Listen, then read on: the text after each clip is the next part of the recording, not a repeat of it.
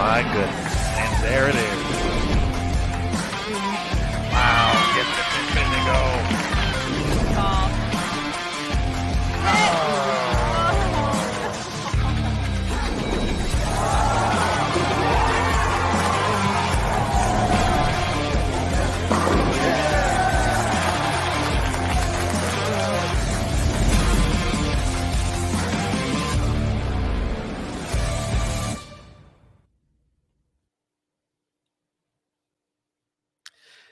Hello again, everybody, and welcome back to Bowl TV for the 2021 PWBA Tour season. My name is Aaron Smith, and I'm excited to welcome you to day number one of the 2021 PWBA Albany Open, taking place at the Kingpins Alley Family Fun Center in South Glens Falls, New York. Our practice session is just about wrapping up. We're just about ready to get to the lanes to get things underway here today for our first of two 6-game qualifying blocks. Our second one will be at 5 p.m. Eastern today. And after the conclusion of 12 games, the top 32 will be advancing to Saturday's competition. We'll get down to the top 12 before we get down finally to the top 4 for the stepladder finals taking place right here on BowlTV.com at 6 p.m. Eastern tomorrow. So as we get ready to head out to the lanes, let's bring in another member of the Bowl TV crew before we check out the final few shots of practice. So I'm very excited, as always, to welcome in the man, the myth, the legend himself, Emil Williams Jr. to the broadcast. EWJ, how you doing today? Aaron, where are you? Where is Aaron at today? Arlington, Not Texas. here, that's for sure. I know that. He ain't in New York, folks. He's in the Bowl TV studio. What's going down, brother? Not too much. I'm excited for today. We watched the practice session yesterday. We saw the pattern, 36 feet in length, the shortest we've seen on tour so far this season, and shortest in a couple of years. So through watching practice, we've seen players flirting with disaster, flirting with the gutter, but that's also going to lead them to the higher scores this week. So a little bit of risk reward in order to hopefully make your way into those cuts and eventually the stepladder finals in 24 games. Well, let me tell you this, Aaron. Cupid has shot a few arrows between the players and the channel, okay, because there is a lot of flirtation going on with bowling balls and the gutter here today. That's going to be the case throughout. I think the interesting thing, and we talked to players and reps about this yesterday, is when players have to move zones, particularly, just righties, for example, when they have to move left, which evidently certainly will happen and have to happen. When will they do it? How will they do it? And, what balls might they have to do it with? Those are the things we'll be looking forward to. Really just some of the things we'll be looking at today. Who is going to, obviously not only lead, but I think the road that is going to be traveled to get there this afternoon or this morning will be interesting. And then subsequently, what's going to happen this evening, obviously, will be a direct reflection on how things go this morning. Emil, I have to say, Cupid, flirtation, working all that in, and including the gutter as well. That was impressive. That's why you're the best in the business right there, my friend. We got just a couple minutes left of practice here, so we are going to head out to the lanes to take a look at how players are wrapping up this final minute or two. We got a pretty awesome collection of players here across lanes 33 through 36 at Kingpins Alley, and it's for the folks watching on BowlTV.com, you already know we have 4 stations available for you to watch, including this commentary channel to make 5. We're going to hop around throughout the course of the day, watch the action as it unfolds. So as players, as situations kind of develop over the course of this qualifying block, this 6-game block, we'll move this channel over. We'll talk about it. We'll get all the cool things going on. But you can watch those 4 specific channels on BowlTV.com. For the folks watching on Facebook, first off, good morning. Welcome. Thanks for joining us here. We'll be live on Facebook for game number 1 only. And then it's time to head over to BowlTV.com, pick up your subscription to watch wire-to-wire coverage here of the Albany Open. So we mentioned, the collection of players here on this opening game here on this particular 2 pairs of lanes, and we get a few different looks of styles, a few different rev rates as well to attack this 36-foot pattern. So as we get through these final few seconds, we'll go full screen But quite a collection of players to kick things off here today, Mr. Williams. Yeah, Aaron, you mentioned the varying styles, and last week I think was a lesson in some players having to get out of their comfort zone to be able to find the right combination to score, and I think that certainly rings true today. And actually, you could say every week is an opportunity to get out of one's comfort zone with the variety and diversity of the lane patterns, of course, developed by one Nick Hoagland. But certainly today, if the gutter or playing straight isn't in someone's comfort zone, their A game or a skill that they have been working on, maybe haven't perfected it, today is the day you just kind of got to go out and try it and see what's going to happen. Because if you can develop some level of consistency by doing either of those things, you should have some level of success. The pocket is there. The 1-3 and the 1-2 is readily available to be mashed. But how can you get there?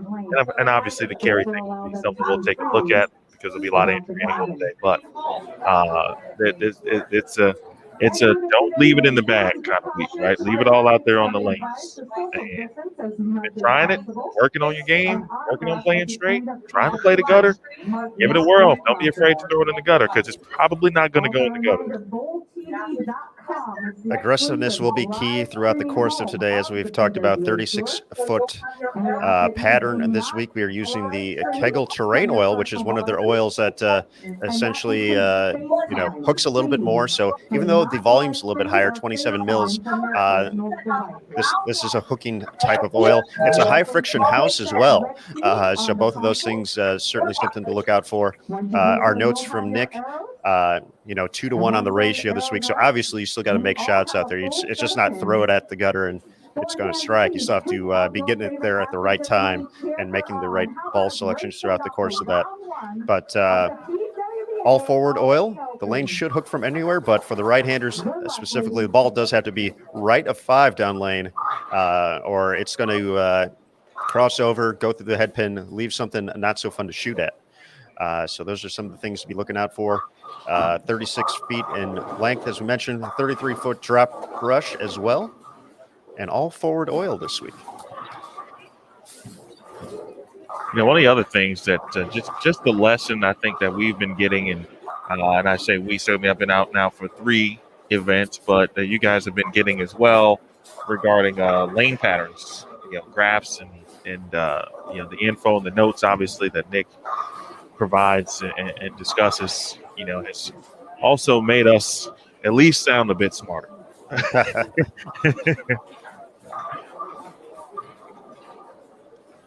See, that's how I avoid follow-up questions. I reference it as Nick's notes, so just so I'm reading off of them. But all right, Lindsey Boomershine kicking things off with a strike. Jordan Richard on this pair as well. Kayla Bandy, Valerie Bercier, Shannon O'Keefe, the 2-time reigning PWBA Player of the Year. Liz Johnson, the 25-time titleist. Maria Belanova, one of the up-and-coming stars on the tour, rookie this season. And Susie Marine as well on the pair. So Susie currently part of the team leading the Diamond Division at the USBC Women's Championships. So we got some credentials for all the players here. How about that? Competing in game number 1.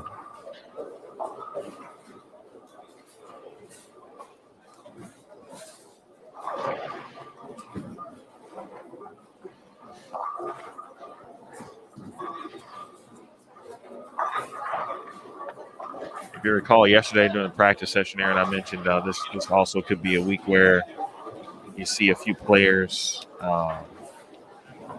who may or may not be established, quote unquote, on the PWBA tour. Could be some players who, been kind of taking the lumps, taking the hits a little bit, learning while they've been out here on tour, and this could be a week for some of those players as well. To not only maybe get that first cash, but find themselves in the top 12 with a good run. You never know.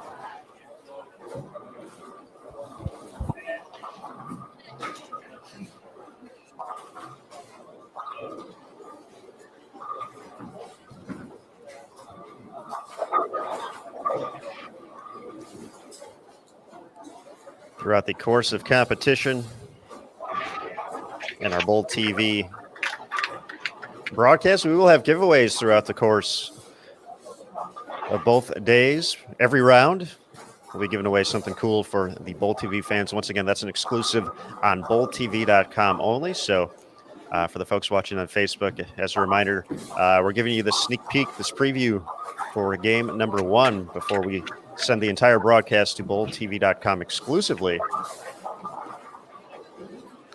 can pick up a few different subscriptions.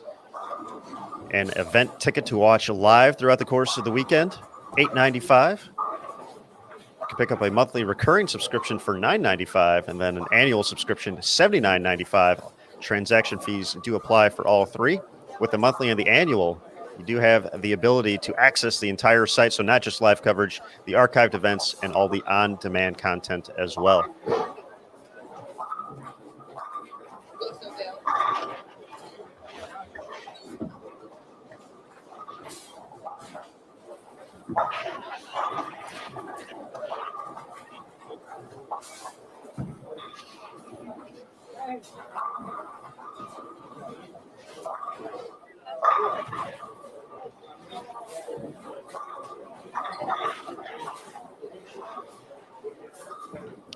For the folks watching on bowltv.com, if you are in the chat looking for more information on the event, be sure to check out the tabs above the chat. The one in the middle gives you access to a page on PWBA.com where we're pulling a lot of our information from. You can find the roster, the lane pattern, or the lane pairings. A look at the lane pattern as well, the oil pattern. Standings as they become available. Obviously, game number 1, we don't have those quite yet, but we'll have those fairly quickly after the conclusion of game number 1, thanks to the great team we have on site.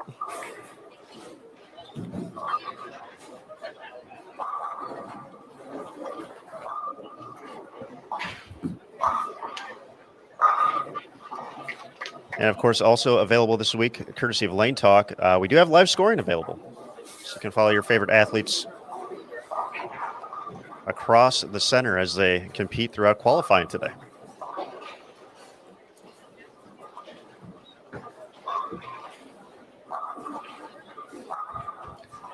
Someone else to kind of keep in mind, and Lindsey Boomershine has obviously been having a very good season, but obviously she now lives in Utah, but she originally is from Amherst, New York, which is about 4.5, I believe, 5 hours away from where we are. So not quite a full homecoming, if you will, but I got to imagine the last couple of weeks being in New York brings some level of home.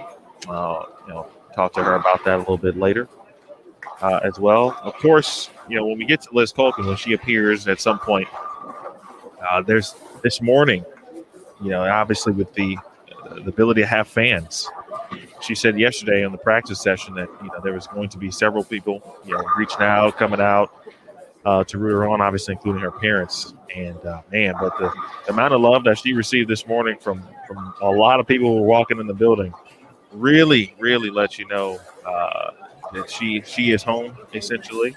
And the people here, every applause so far has been for Liz Culkin in the building, and you would certainly expect that. So the last time I felt like we had a real homecoming, a hometown favorite was Missy Parkin in Fountain Valley in 2019, and now we've got certainly Liz Culkin this week. Yeah, it's been cool to chat with the folks from the Albany area, from the Capital Region, and just the excitement for this event.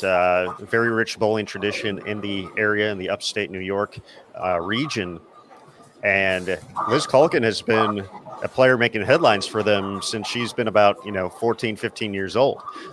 So from her success as a junior player, Junior Team USA, making the jump to collegiate bowling, and the success she had at Nebraska, and now it's come full circle on the PWBA tour. So it's been pretty fun to just talk with the folks in the area who have reached out and say, hey, we've been covering Liz for all these years.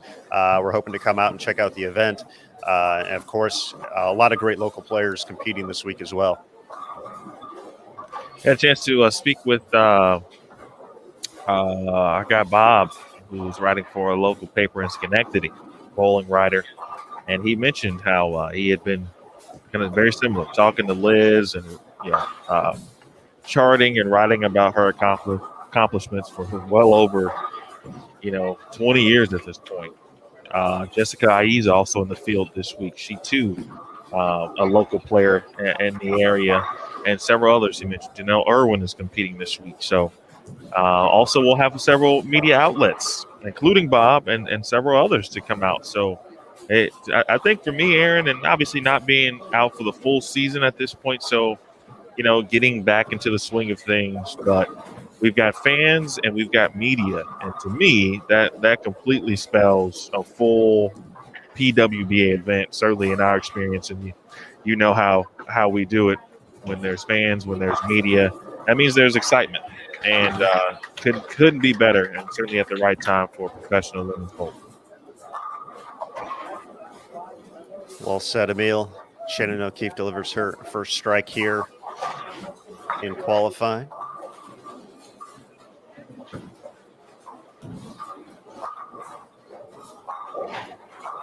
A couple strikes on the left lane for the legend, Liz Johnson. Valerie Bercier, the 2019 Rookie of the Year. Connects for her first strike.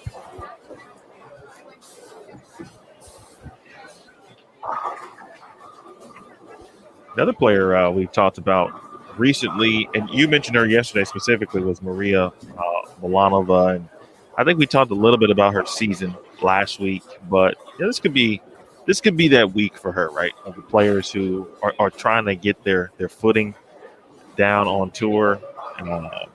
She is in grad school, a GA at Long Island. I'm sorry, at is it Long Island? I think it is Long Island. University. Now I got to double check that. But she's living in Brooklyn, which I thought was just amazing when I talked to her last week. I was like, what? Living in Brooklyn? The BK? Can I get a ride? Like where are we at here? Can I get a ride? Yeah. Shout out to Biggie. She's currently helping as a graduate assistant coach at St. Francis, Brooklyn. St. Francis, Brooklyn. Yep. Thank you very much. I'm thinking of I was getting confused with Kayla. Kayla, who bowled very well last week for representing LIU.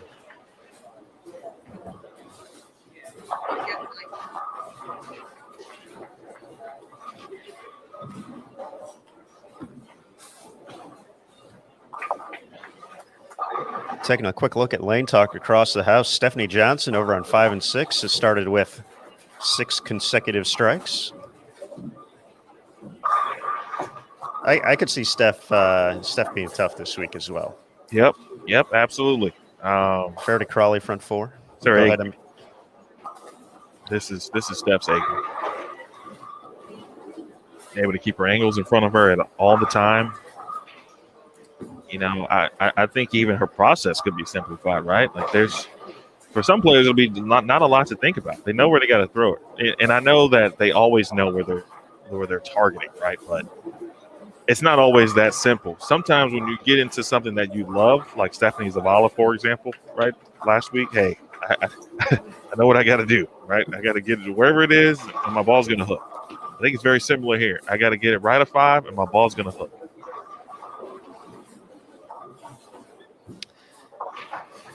So it looks like after the low-scoring BVL Open that we had last week, business picking up early here today, and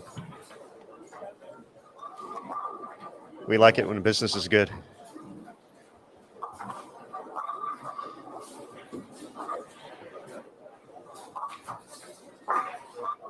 For folks in the chat, Emil yesterday boldly said, with this 36-foot pattern, this high-friction surface, said 4 300s this week.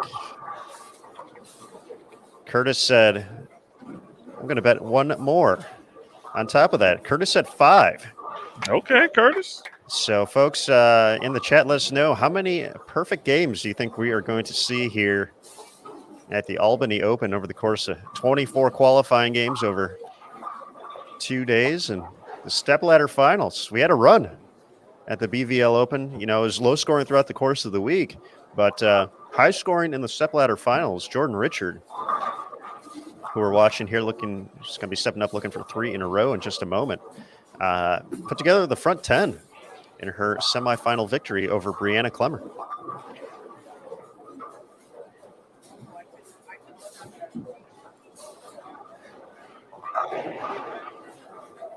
And Jordan, we see there creating, we talked with Chuck Gardner yesterday, talking about, you know, creating some steeper angles through the front part of the lane. And Jordan, you know, electing to shape the ball a little bit more here in the early going, using something a little more aggressive, bouncing it off the spot on the gutter.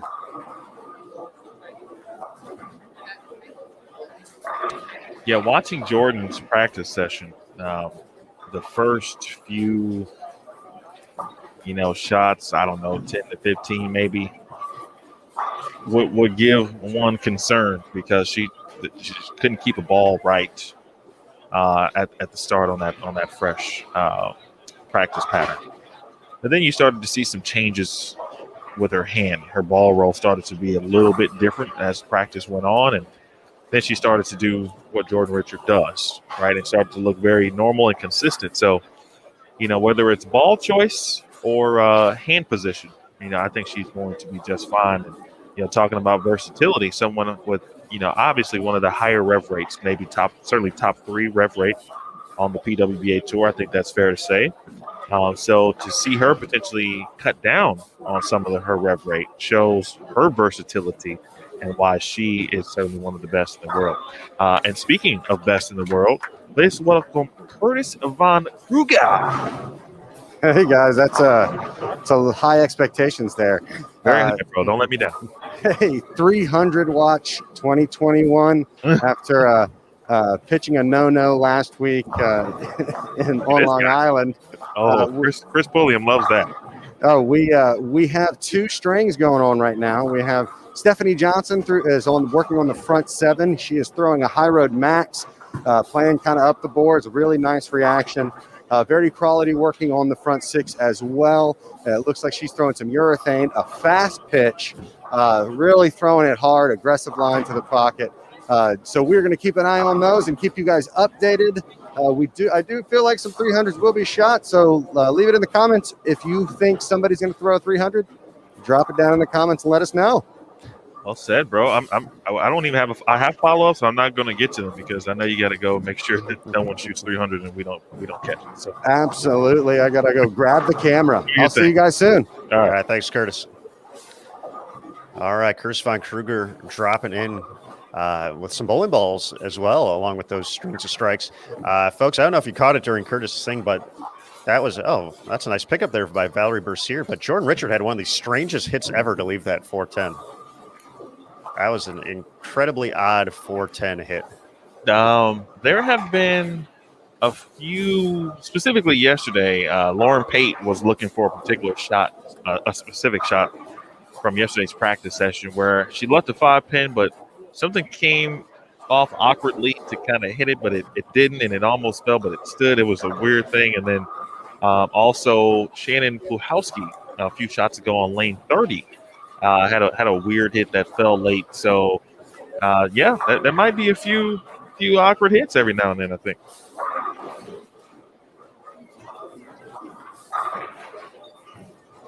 Taking a look around once again, Lane Talk providing live scoring this week. Carrie Smith, a nice start, 6 out of 7. Brianna Clemmer, spare 6-bagger.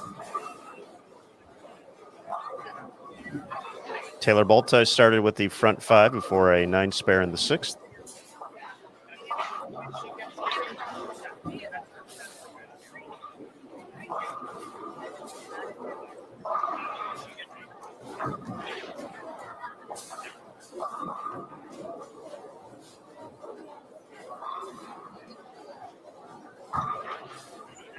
But Verity and Stephanie right now looking to kick things off here big in game number 1. Stephanie up to 8 in a row now on 5 and 6.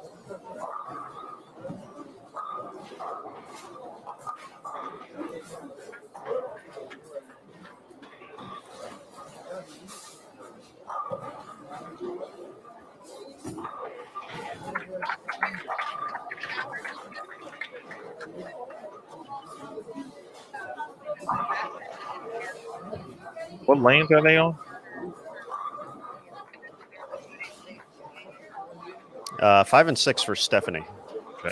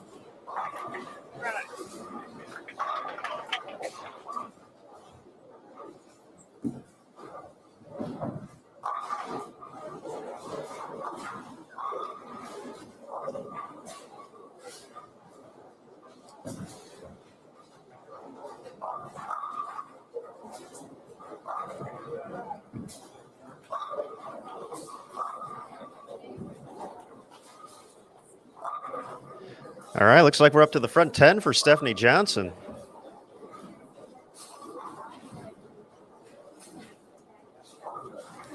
Verity did not strike in the 7th frame. So Steph looking to kick things off here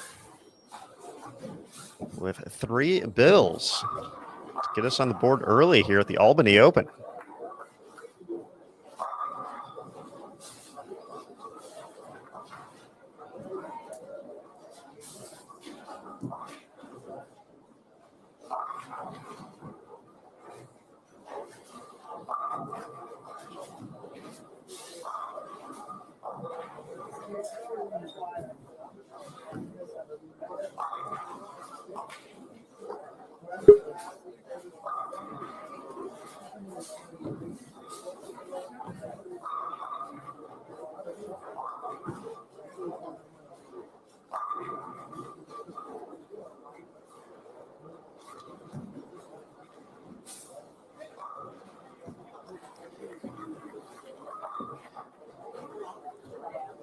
Looks like Stephanie and her run and was stopped by a 7-10.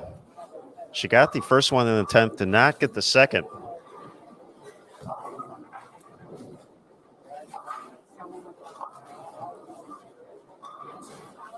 So going to be in the 280s to kick things off here for game number 1.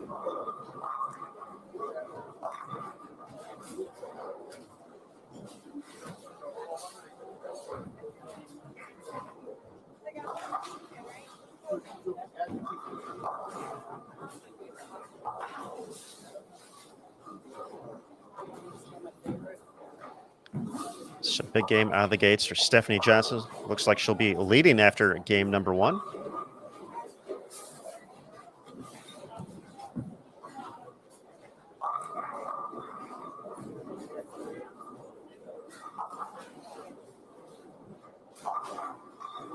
Official tally 287 for the 2015 Rookie of the Year.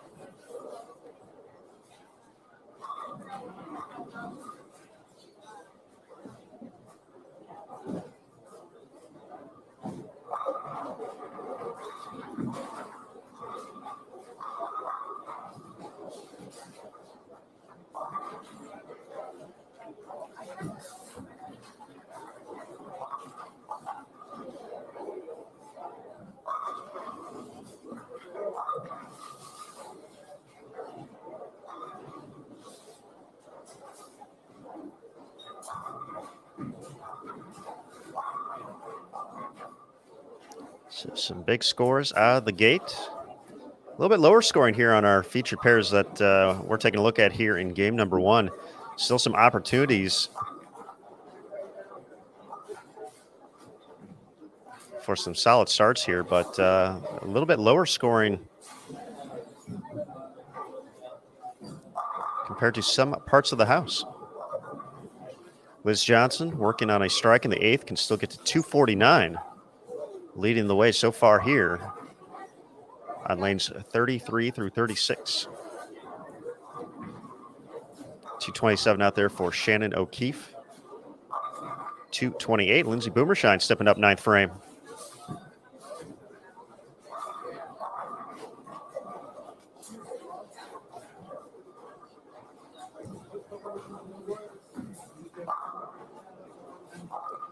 That's covered there by Valerie. And I think, kind of what we saw from Lindsay there is going to be the question for a lot of players is, Lindsay's been maintaining the pocket pretty well. Looks like urethane out of her hand there. And it's just a matter of the carry cooperating. And, that'll be a thing to kind of look at it as we get across the house is what is the scoring pace like? What does that top 32 number look like? Even looking ahead to the top 12, kind of what's that pace? Which will be another determining factor for how aggressive some of these players may get.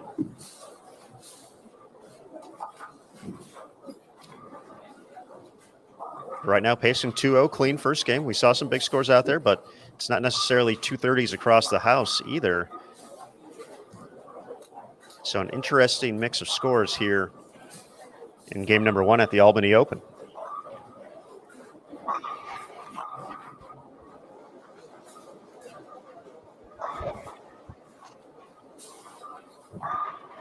I think you could almost expect that, though, and in a weird way, because there's certainly going to be players who see it immediately and, took the practice session for what it was, got enough notes to have a game plan, and obviously there's some really good players, right?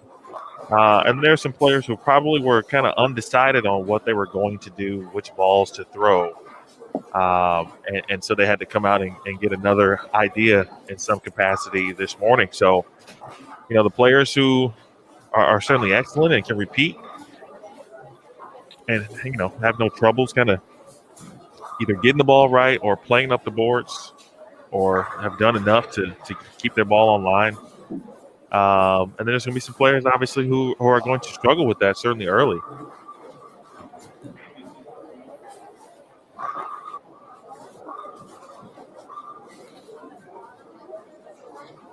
That's a good shot.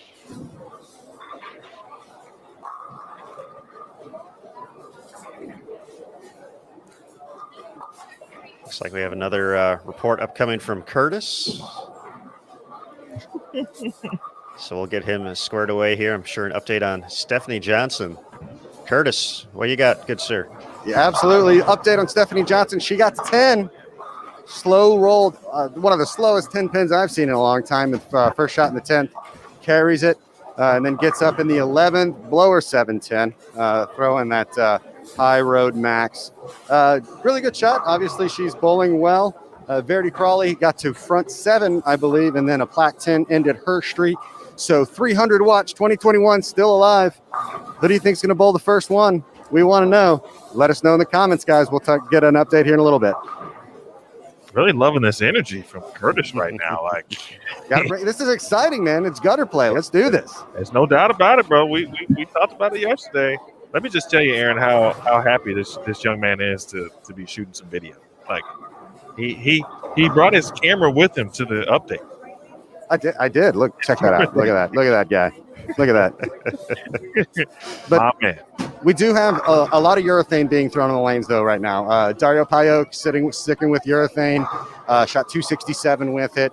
Really strong look. Verdi Crawley also throwing urethane. So a lot of players out there sticking with that urethane. They really feel like they can stick with that for a long time and keep right and control and get it to stop on the back ends.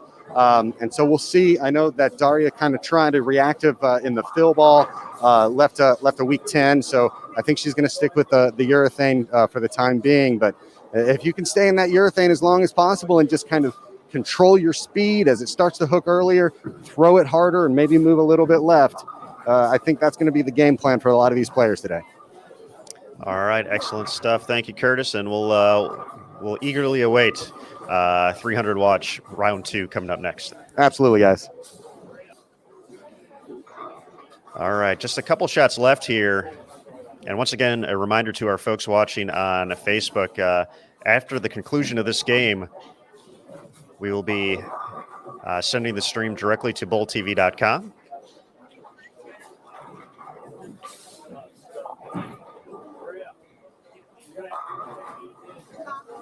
And in talking about the excitement of the gutter being in play and having to be aggressive, we did see that in the 10th from Lindsay Boomershine after a strike on her first shot. Gutter to the second, then made the spare 207, 214 for Liz Johnson. So the open in the 10th slowed her down. Shannon O'Keefe with the double. She's going to get into the 220s to lead the way here.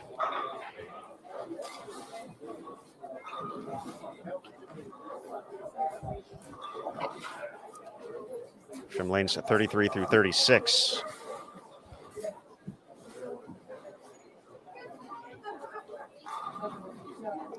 As we talked about yesterday during the practice session, she gets that one back from way downtown. There's only been 5 instances since the relaunch of the tour in 2015 where we had a pattern at 36 feet in length or shorter. Shannon has won 2 of those events. This being the 6th time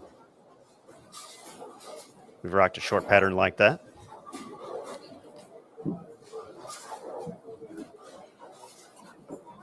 Just a couple shots to go here, and for some of these players, definitely got to be a little head scratching after slower starts out of the gates.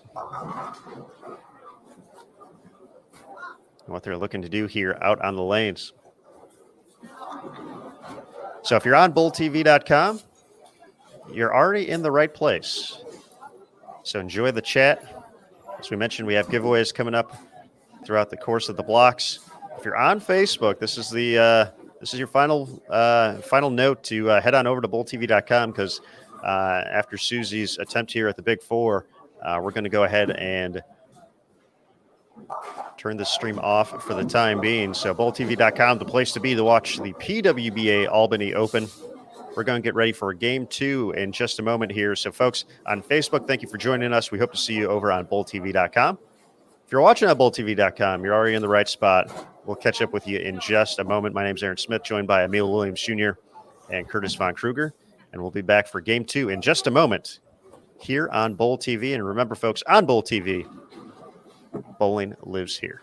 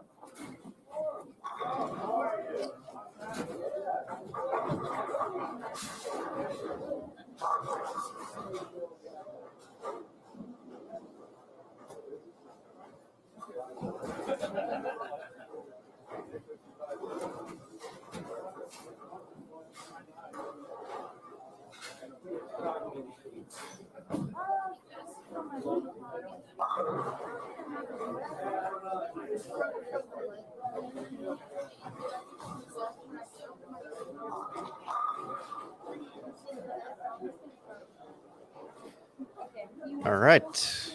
Game 2 going to be underway right there. Shane Pluhowski kicking things off for us.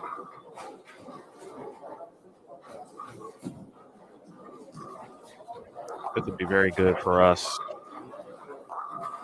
I think overall, to get to see Shannon up close for this game. I think we talked about her assumed use of urethane. I confirmed that this morning. She does have 3. Purple hammers, kind of like normal in, in that regard, and has thrown urethane already game 1. It's like 217 in the opener for her. Gigi Mason starting things off with a strike. Amanda Najokas, nice 244. We saw her have a nice little run at the BVL Open, a collegiate standout at the University of Vanderbilt, and was a local last week on Long Island for the BVL Open.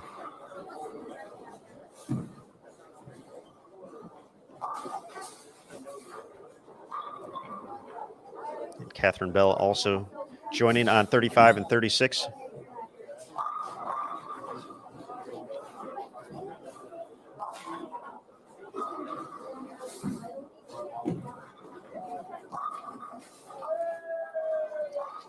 And there's Liz Culkin making the 5-pin, and I'm sure a couple of the local folks had their hands up to make sure she covered that. Culkin, the 2-time PWBA Tour champion and 2018 U.S. Open champion. She's crossing with one of her longtime teammates.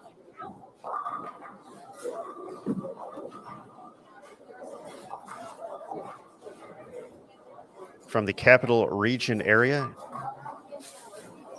Jessica Aiza. And their third, Ashley Galante, who kicks things off with a strike.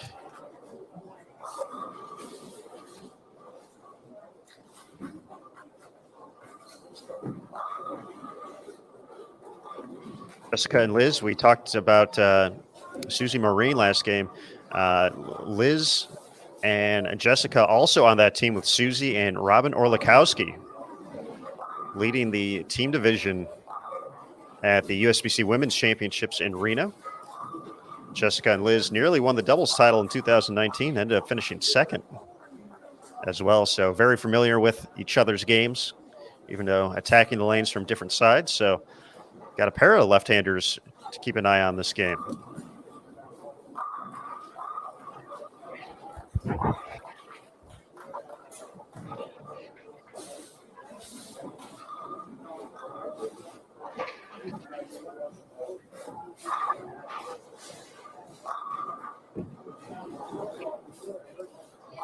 This should be a very good game here for Gigi. She did not start well. Shot 161, I believe, and she was bowling right near my position, so I got a chance to watch several shots, and just didn't quite look too comfortable through a combination of at least a couple of bowling balls. One looked to be urethane, and then maybe another that looked to be an idle. Trying to figure out which reaction was going to be the best. I watched her miss the head pin right, which was very odd with what looked to be urethane. I can't confirm it, but it was earlier in the game. So I think she's got a bit of a clearer picture to start here game 2.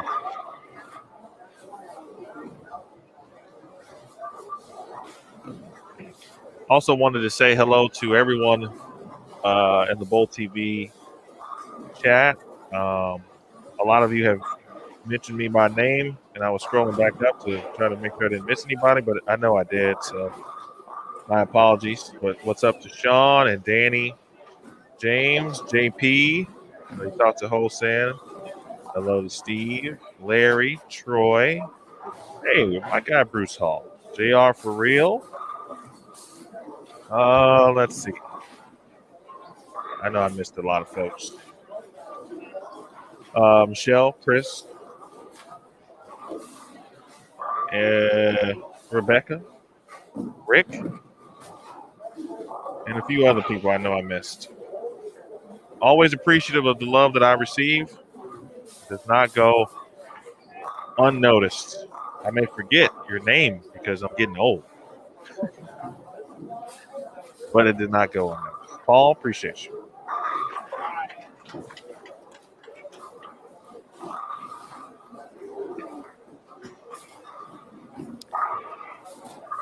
You are old, bro. I am. Yes. I will never let you forget that because. Yeah, man, it's coming up too. Emil is, I believe, 3 months older than I am. So 17 days away from another year around the sun. So I will be continuing to pray that I make it to that point in a couple weeks. Coach Dirks checking in. Yeah, Coach Andy. Carla. Lori Trudell. Also, congratulations, Mrs. Trudell, on a cool announcement I saw. Looks like Nicole Aaron, who, if she could bowl full time, would win. Mm-hmm. We all know that. Is going to, or I should say, is expected. A holiday bundle of joy. Congrats to the Trudell family. Excellent stuff.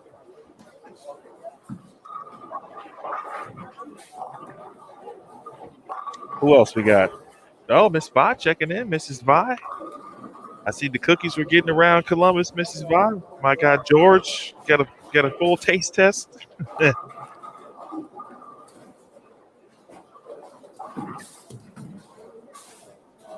Early birthdays for Tabitha. They say 40 is the new 30, Tabitha. So I think you're good. You're in. That's the attitude I'm going to take. For now, I'm still pushing like I'm much older than I really am. Once that 40 hits, I'm just going to be rejuvenated. Hitting the reset button. Speaking of refresh, if you have hit the refresh button on the standings, we do have scores up after game number 1. As expected, Stephanie Johnson leading the way, 287 in the opener. Front 10 before a 7-10 slowed down her string of strikes. Carrie Smith in second, 279. Daria Payuk, 267. Verity Crawley, 266. Brianna Clemmer, 258. Lauren Pate, 247. Mallory Nutting, 246. Amanda Najokas and Taylor Baltice, 244. And then Taylor Bailey at 237, rounding out the top 10. We said it was going to be a bit of a mix. So right now, after 1, the way too early cut score look, +3. And 35 players even or better after 1. I think we should ask Kelly, can we make a graphic? How they do the way too early cut scores, that all that stuff. Like they do the way too early top 25 immediately after a national championship game. That's what we should do.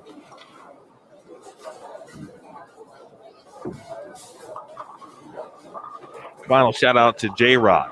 Yeah, I got you. No worries. Also, Aaron, we'll get back to the action in 1 second. I want to shout out Richard Jones. And I could be wrong, which is terrible because I just told you, now that I get older, my memory just gets weak. So whatever vitamins I need to be taking to make sure my memory remains in good shape, please let me know. But I met Richard outside this morning when I was entering the building. And he was just standing outside, getting some fresh air. And he came up to me and said, hey, are you part of the Bowl TV community? I'm like, yes. He's like, are you Emil Williams? He actually mispronounced my name, which was funny. I'm like, yeah, I'm Emil. He's like, man, I'm really appreciative of what you guys do. Been watching for a long time. He's like, I'm not a chatter. Like, I'm not in the Bowl TV chat, but I just watch and I read. And but the long story short is he was very appreciative, loves Bowl TV. He was very pleased with how I do and go about my business and everyone else in regards to the crew. So just wanted to pass that along. Aaron Smith, you're doing great work. You should continue to do that work. And he loves Bowl TV just like everyone else in this chat. Shout out to Richard Jones and all the folks. I'm sure there's more folks just like Richard who tune in every week. Maybe not as active in the chat, but we appreciate you all as well. That's a good note from Caitlin Barnes in the chat here, letting us know that Janelle Irwin's birthday is today, and she is 25 years old. And I mentioned Janelle as part of Bob, who we were talking about, who covers bowling for the Schenectady papers or newspapers, and has covered Janelle in many cases throughout his career. So, congrats, and I have to remember to wish her a happy birthday when we see her. Birthdays have been a theme this year, so we'll see if Janelle can continue the trend. Earlier this year at the Hall of Fame Classic, Julia Bond winning her first career title just 2 days before her birthday. Liz Johnson saying it would be cool to have 25 before her next birthday. Did that with 2 days to spare at the Lincoln Open. And then Stephanie Zavala last week at the BVL Open, winning on her 25th birthday. We mentioned taking a look at the scores. Stephanie a little bit farther back after game number one. 176 in the opener for her.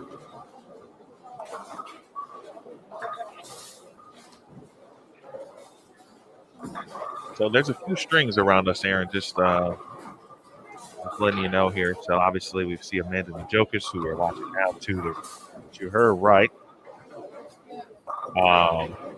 Just off camera. I believe that is Caitlin Johnson, excuse me. And Shalyn Zulkifli on front five to start game two, 29 and 30.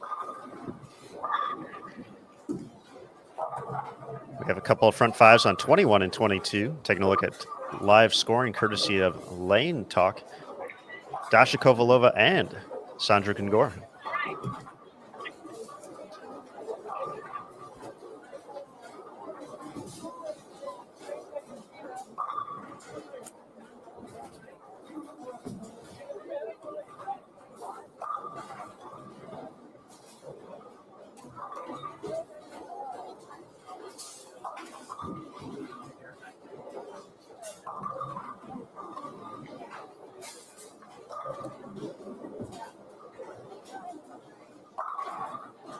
Get out of there, 9-pin. Come on.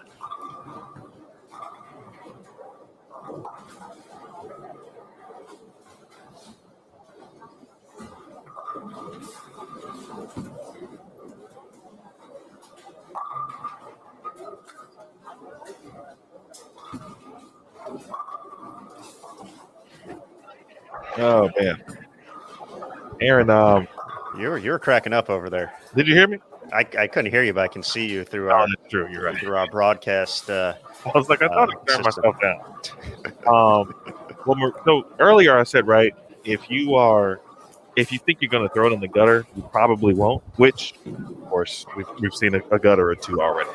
But the point still remains because there was a shot where she probably it should have went in the gutter, but it didn't, and it peeled for 10 back. So. Yes, there are going to be a few that do go in the channel, but the gutter's playing, man. It's going to give you that illusion that it might go in there. Yes, the risk versus reward is the chance you want to take this week.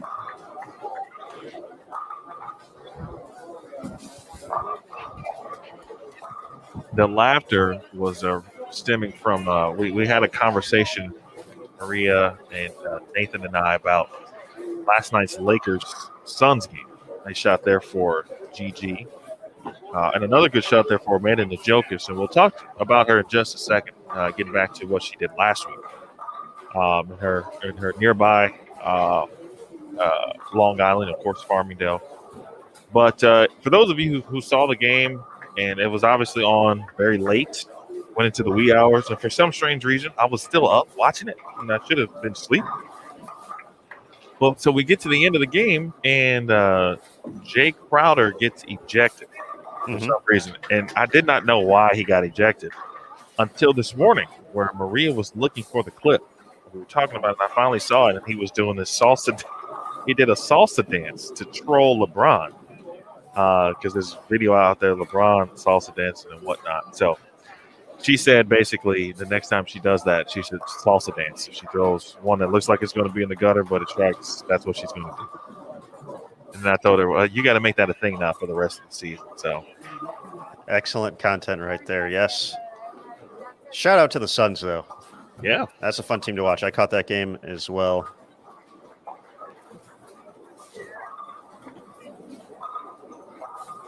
Hello to Paul, too, by the way. Hey, Jeannie. Ramon, I will be there. I will be in Smyrna. Actually, I should let people know. I will be in Smyrna next week. Will not be in Louisville. I'll potentially be in some capacity at the next summer series at the ITRC in August. Potentially some capacity. My son's birthday is that week, having a party, so we'll be playing that one by ear, and more than likely the U.S. Women's Open. More than likely. So for Ramon and everybody else planning to attend Smyrna, the autograph line for Emil Williams Jr. will be behind lanes 3 and 4. Autograph line, Emil Williams Jr., lanes 3 and 4. Okay. I need someone to facilitate this. Because we both have been in charge of getting players to the autograph line. and it can be a little difficult sometimes.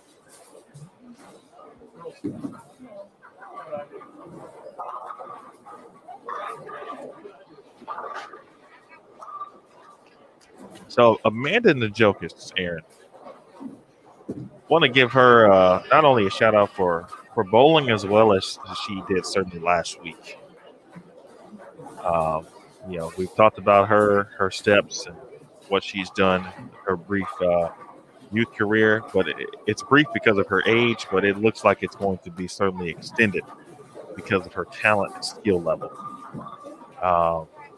and her as a person. So want to give her a shout out. Also want to give a shout out to her family. Saw something on social media and I had to ask her about it this morning. She told me that her grandmother undergoing some surgery for a blockage that is about, I believe, 90%. And it's been a rough few months, or this year, I should say, for her grandmother as well, with some other deaths and illnesses, cancer and whatnot. So shout out to the Najokis family. Amanda, hope all of the best wishes to grandma and the entire family.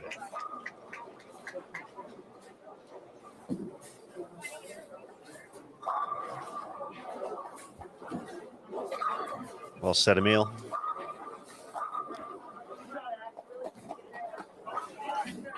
Amanda started this game with the front four pin in the 5th frame, and then the open in the 6th, looking to bounce back here on lane 35. Liz Culkin, lane 4, or lane 34 in particular, is potentially causing some trouble just with, seems like she's getting a little extra bounce in the heads. Not seeing that on 33 from her, so potentially causing that ball to go offline a little bit. Yeah, that's a very good observation, Aaron. I saw her do that a little bit during practice, and I feel that was something that she used to do every now and then. You know, on seasons back, you might hear an extra bounce or two, and I don't recall really seeing or hearing that at all in like the 2019 season. So yeah, that would be something to kind of keep an eye on a little bit. Little small nuggets info.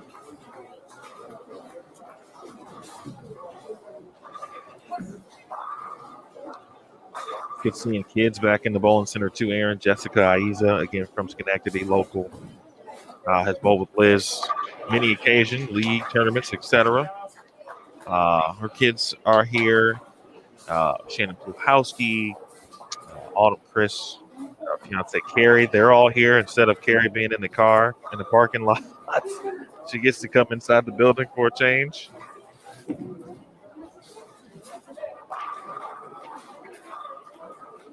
It looks like we got a report coming from Curtis Von Kruger. Curtis.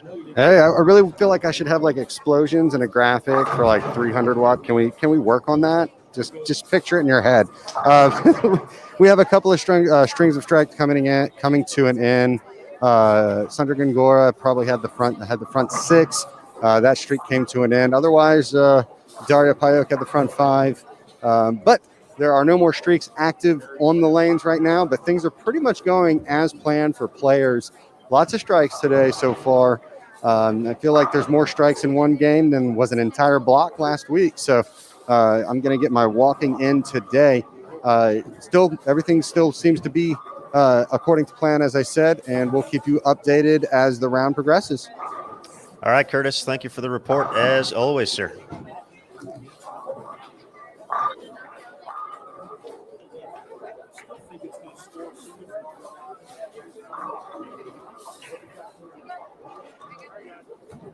I know LJ was mentioned.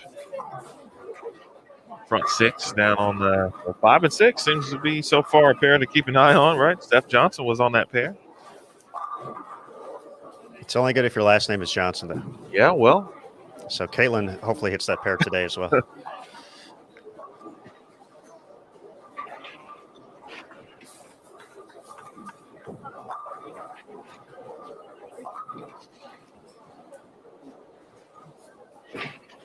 Taylor Bailey, after a spare in the first, has rattled off 7 consecutive strikes. She had 237 after game 1. Curtis mentioned Daria Payuk. She can get into the 240s this game with the 9th and 10th left to go. Stephanie Johnson slowing down a little bit after the strong start. Can get to 211.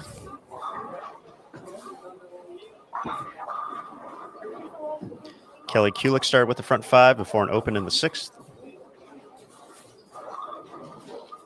Verity Crawley, strike, open, next 6.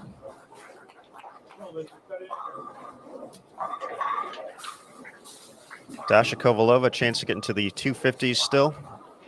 Sandra Gongora, 279 still out there.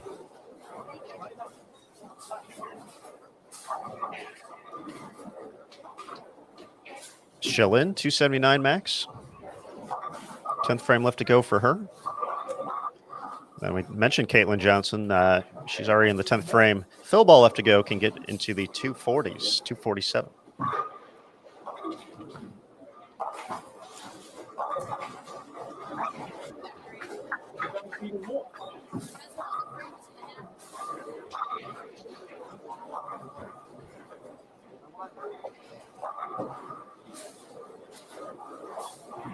Go for it. Shaolin Zulkifli, Aaron Smith. I think you mentioned her.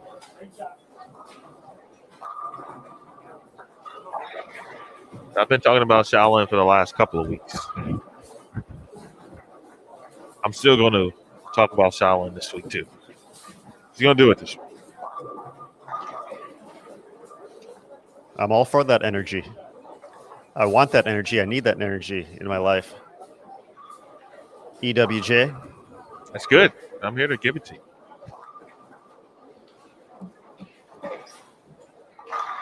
Wow. Aaron, you remember we talked to Alexis Nair yesterday. Good shot there again for Njokas. And she talked about her ability and love of playing the gutter and learning how to play it from her family, brother, dad. And she does it. She plays the gutter as well as anyone I've seen in a very long time. And she was legit when she said 1, 2, 3. I just watched her throw a shot, and it was legit 1, 2, 3, like in that area. It wasn't lay down at 5. Maybe it gets to 3. She was laying it down maybe 2.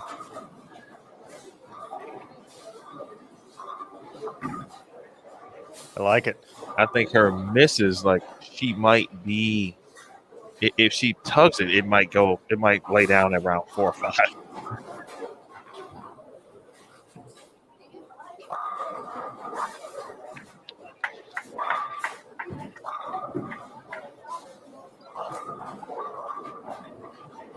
Going to be wrapping up here on 33 and 34 in a moment, and we might have to keep an eye on this pair as being a tricky pair, a flag pair that's going to slow down the scoring pace a little bit. So nothing too crazy in game 1. Liz Johnson getting to the 2 teens, and for every competitor here,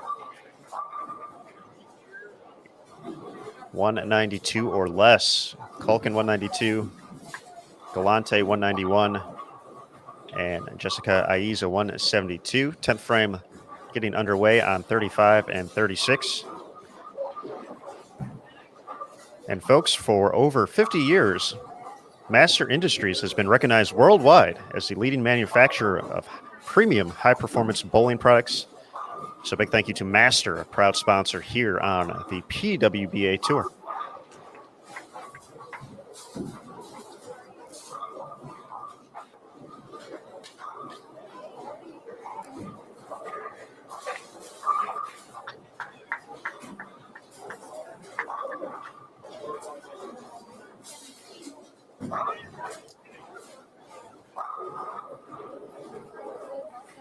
Liz Johnson up to 8 in a row. Taylor Bailey's going to be in the 260s this game.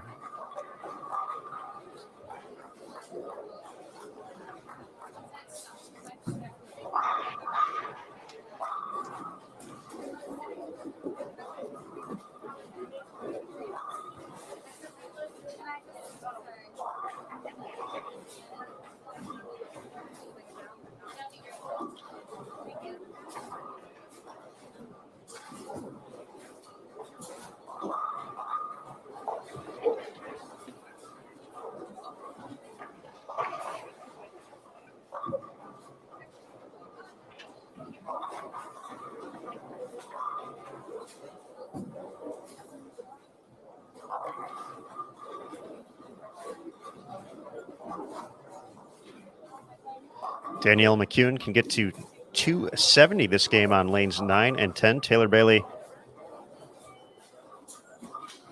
did finish with 269, so she's already north of plus 100. So we're going to see some numbers out there this week, folks. Don't believe we will have that minus cut number that we saw last week.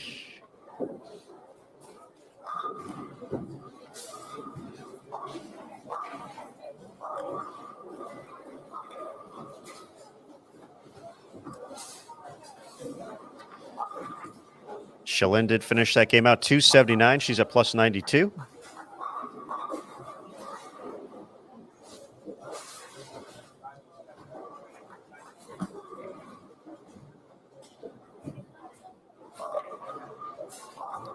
Liz Johnson got number 9, folks.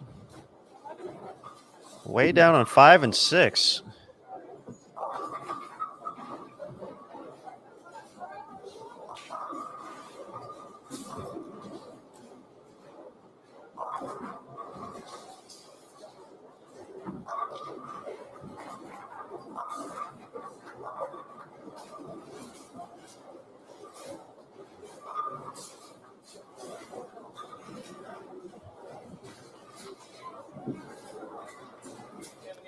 $224 for Shannon Pluhowski, Gigi Mason, $199.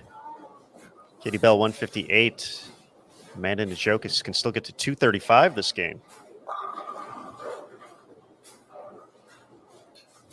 These things come to a close on 35 and 36.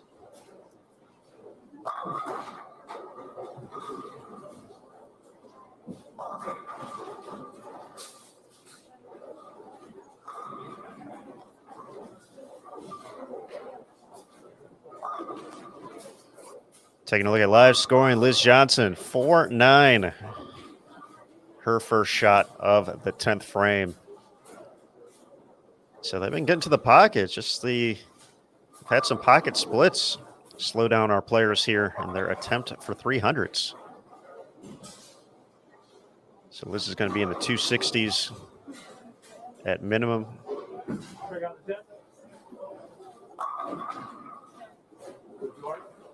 $266. She got one on the spare attempt. So 300 watch 2021 Albany Open.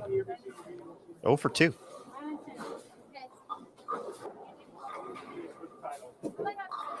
Danielle McCune did shoot 270 that game, so she's up to plus 74.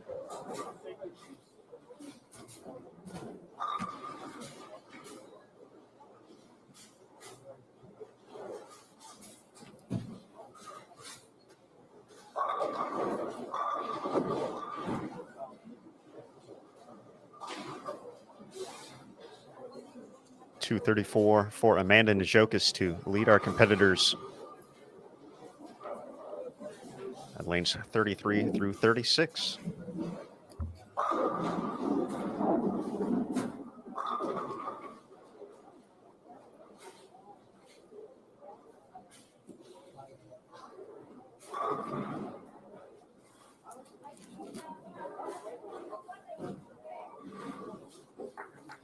All right, folks, as we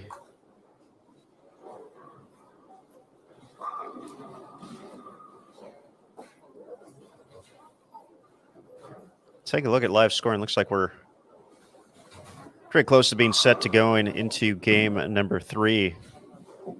Across the house right here, just a reminder of the Bowl TV schedule looking ahead for the rest of the week. Put a check mark by that official practice session. That's in the books. Here for Friday, 10 a.m., qualifying round number 1, currently ongoing.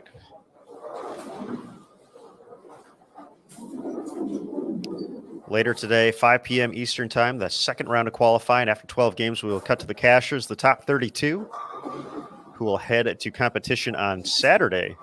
We'll kick off same time, same channel, bowltv.com, 10 a.m. Eastern for qualifying round 3. Another 6 games will determine the top 12. We'll be back with the top 12 at 2:30 p.m. Eastern for one more 6-game block to determine the top 4 for tomorrow's 6 p.m. Eastern stepladder finals at the Albany Open right here on bowltv.com.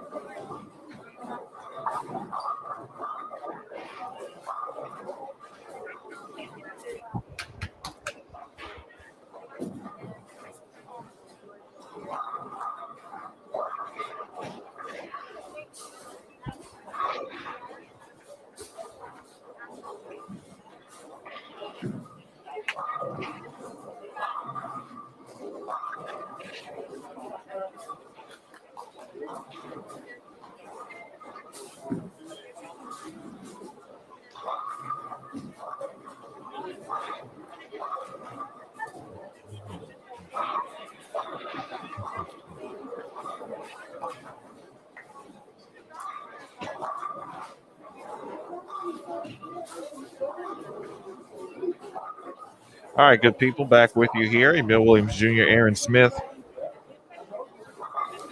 Stepladder final scheduled for 6 p.m. local, 6 p.m. Eastern time, Saturday evening, right here from Kingpin's Alley Family Fun Center, South Glens Falls, New York. Great center. Big shout out to Doug Bohannon and his entire crew. Staff here has been excellent.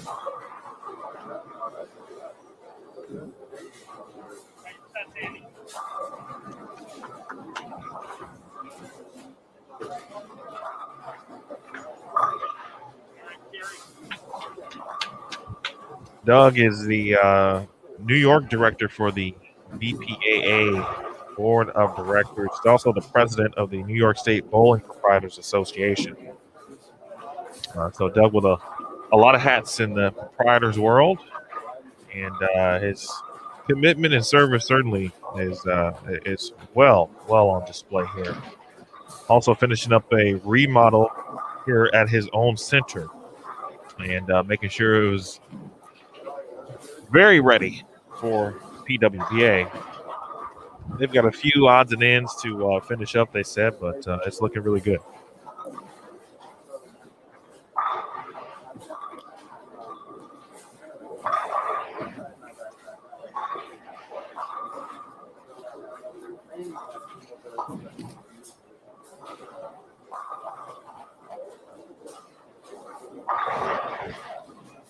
Aaron will be back shortly.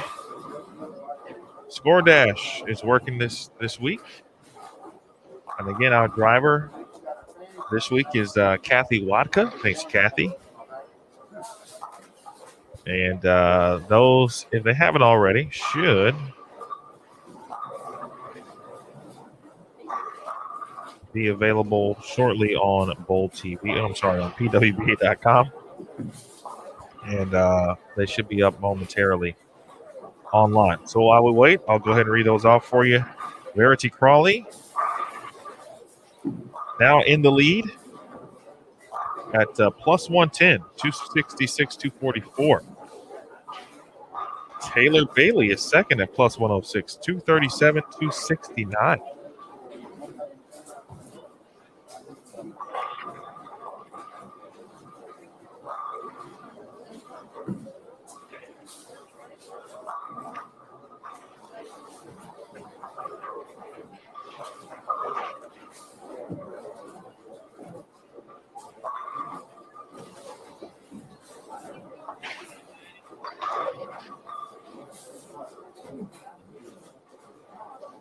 All right, third, Stephanie Johnson, plus 98. Brianna Clemmer, fourth at plus 95. Challen Zulkifli, fifth at plus 92.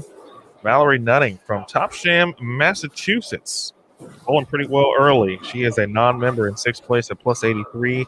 Daria Payok, seventh at plus 80. She is tied with Liz Johnson at plus 80 again for seventh. Taylor Boltice, ninth at plus 79. And Amanda Najokis, another non-member, plus 78 and 10 at the moment. 32nd at the moment, plus 7. That's your cut number again. 32nd, that is Kara Mangiola.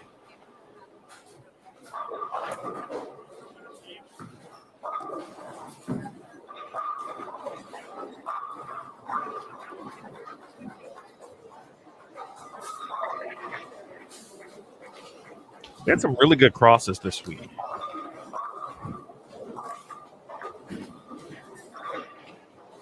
And if you haven't pulled up the pairing sheet, go ahead and take a look at it. Certainly, that we had, let's see, even who we're watching right now, right? Jellamar,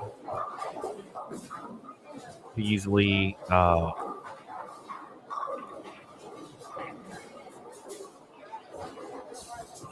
Brianna Clemmer, Clara Guerrero, and Renee Riffy.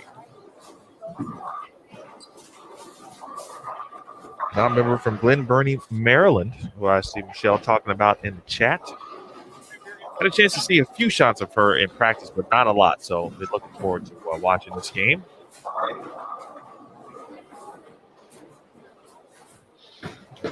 To their right, Abby Ragsdale, Julia Bond.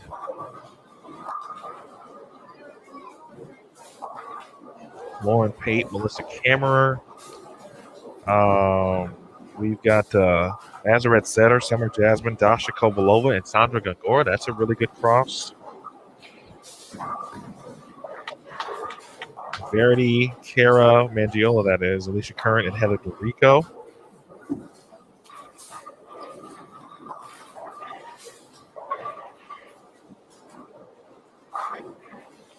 Earlier, we did see Maria Bolanova, Lindsay Boomershine, Liz Johnson, and Suzanne Maureen, for example. Suzanne bowling in back-to-back events. It's both here in New York. She is from the state as well. Kayla Bandy, Jordan Richard, Valerie Bercier, and Shannon O'Keefe. That's a really good cross there as well.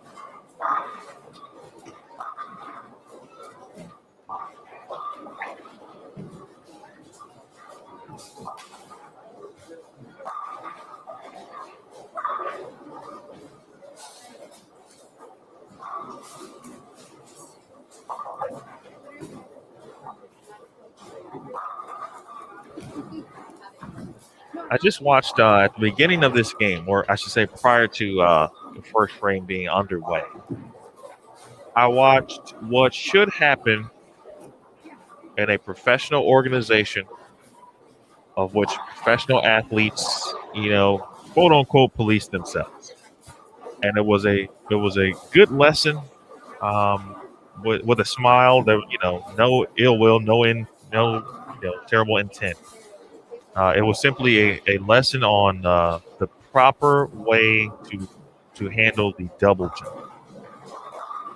And Clara was essentially explaining to one of our young players here, and I believe competing for her first time. I'll tell you who exactly it is in 1 second. Morgan Brunette from Plattsburgh, New York, and just simply describing how the double jump works. So when she should go, and then after that, who should go after that, and then it should be a continuous flow. That way, the pace is continuous. It's the same theoretically, and that's exactly what needs to happen. Clara, obviously an experienced player, an opportunity to assist a young player who is bowling, presumably in her first PWBA event, and had a great save for 163 through the back four in game number 1, and now is clean with a strike in the fourth frame. But that exactly is what should happen on the PWBA tour. I've heard a lot of stories from players of previous generations, and sometimes the double jump explanation was a bit more spirited, if you will. But the experienced players are supposed to take the lead in that, because the new player or the young player just simply probably doesn't know how it works. And so instead of, getting mad or upset, right, because it can be a little bit frustrating, but you got to give them the benefit of the doubt. So I'm assuming that maybe game 1, someone noticed something, and Clara said, all right, here's an opportunity to teach, learn, and now Morgan is set, and she's clean through 4 frames.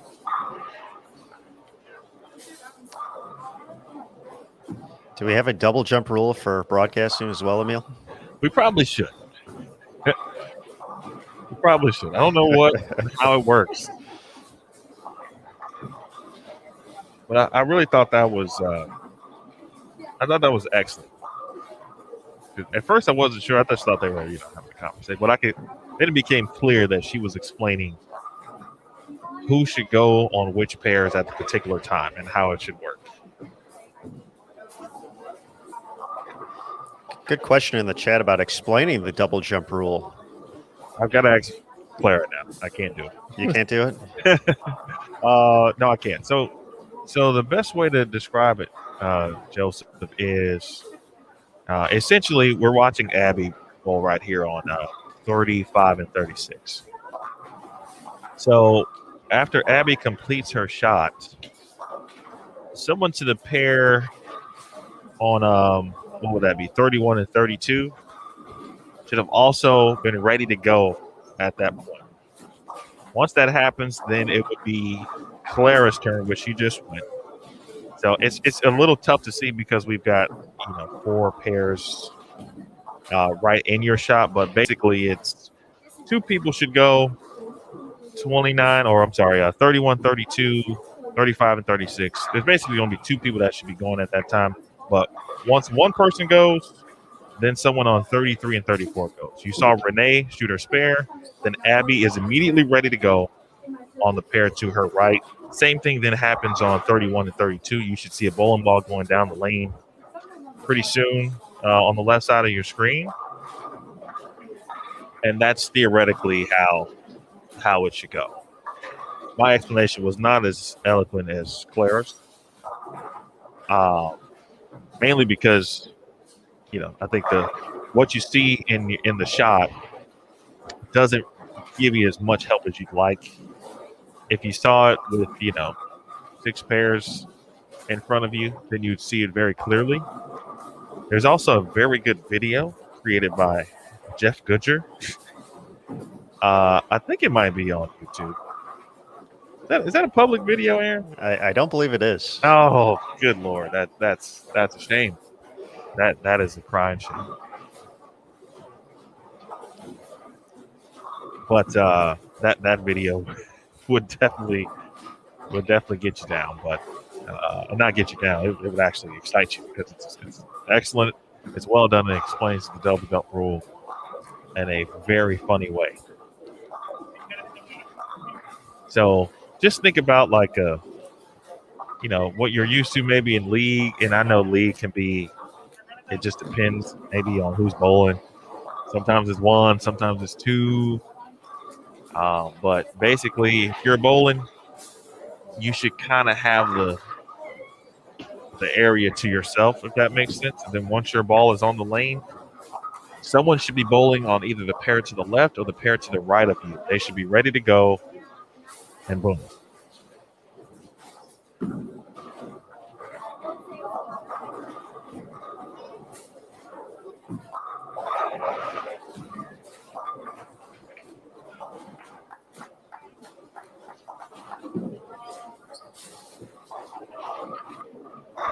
I've heard many cases where if the world just adapted the double jump rule, no one would ever be upset about,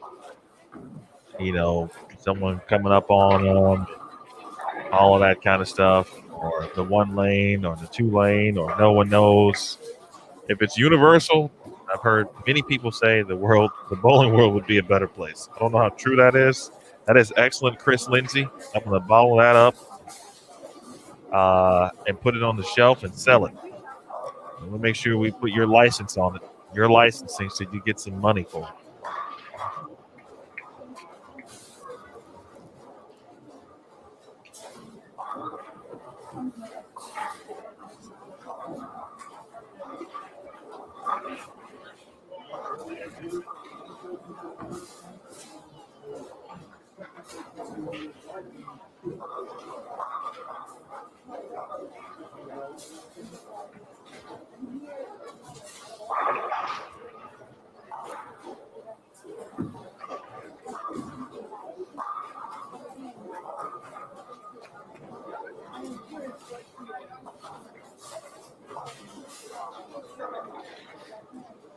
Taking a look around the house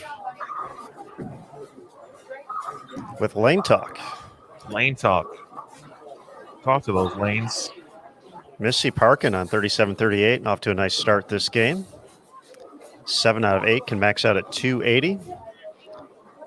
Watching Lauren Pate put together some strikes here on 35 and 36. She can still get to 279.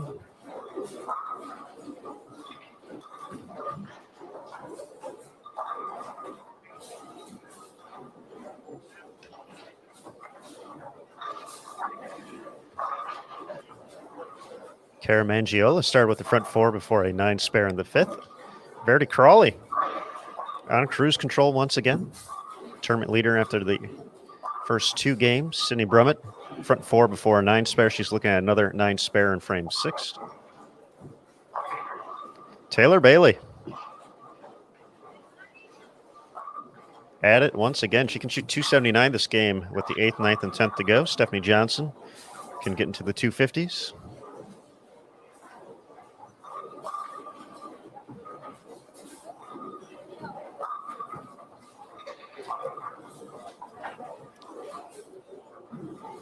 But no long strings of strikes.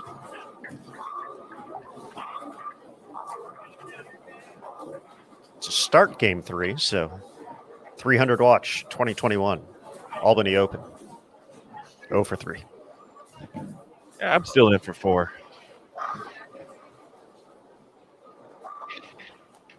We've already had, by the way, I don't know if you know, Aaron, Liz Johnson left with 4-9. Mm-hmm. Okay. Yep. Also courtesy of our friends at Lane Talk. Yeah, I don't think I've had any experience with Lane Talk until today. So the fact that they also provide the leaves is pretty cool. I agree. I would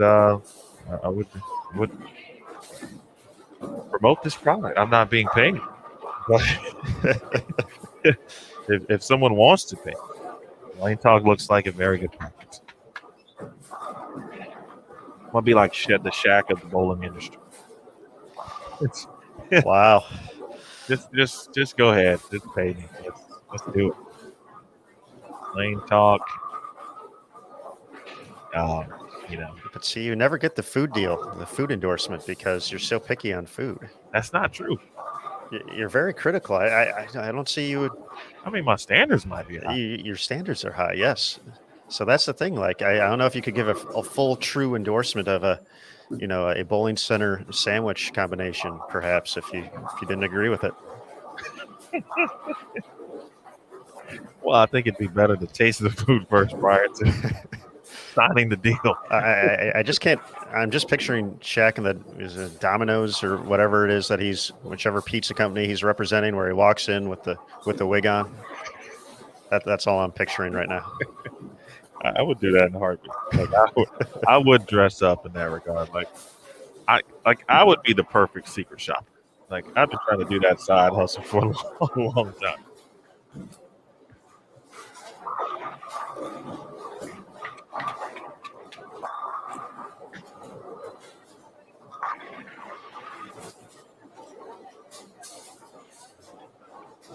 Way down on 37 and 38. That is.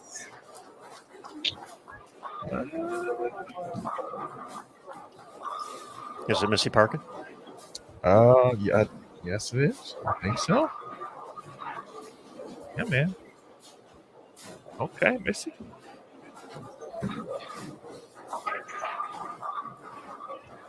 So far, I'm trying to relate this to the Cleveland scoring pace. I don't think it's that high yet, but it could get there potentially.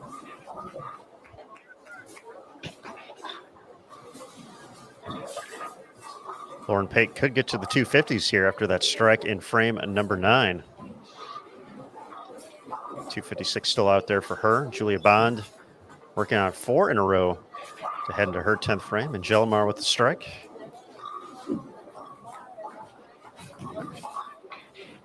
I think someone had asked about Verity on camera. She should be on PWBA too.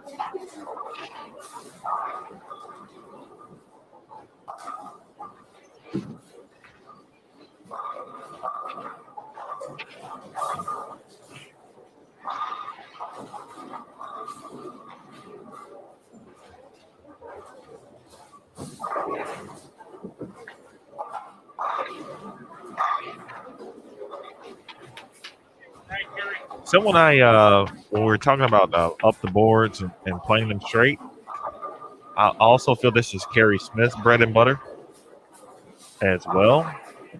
She might be the straightest player in the building, to be honest with you, as far as her ability literally to go up the boards. And she can also play right to left, which a lot of people cannot do.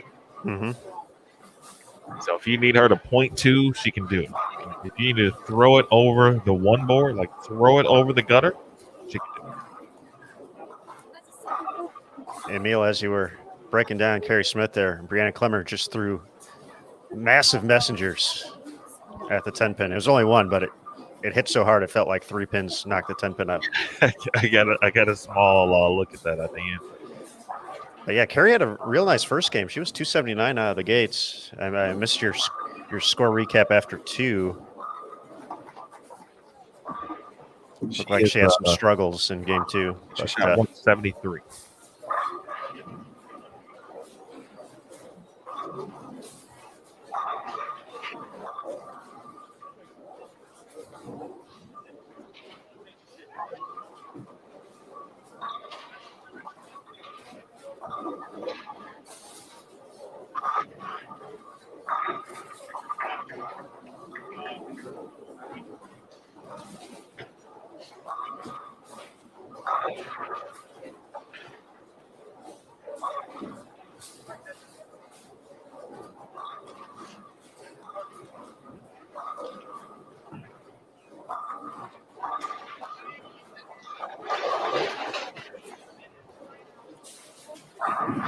Clara with the strike. She can get to 201 this game. A shot from Melissa there to kick off her 10th frame, 193, her max score. Renee clean so far through 8. Can set up the 9th here. Come on, 4-9.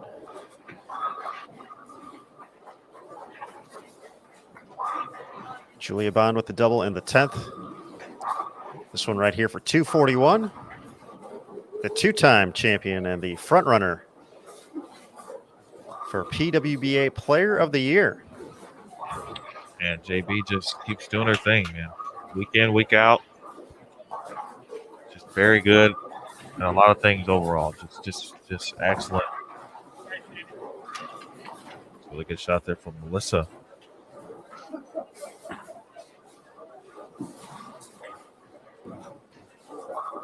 She too, talking about Julia being able to play him straight.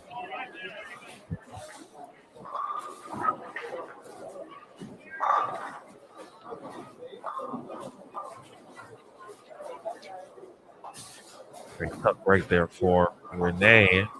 And that removed that opportunity to get to 200, of course, but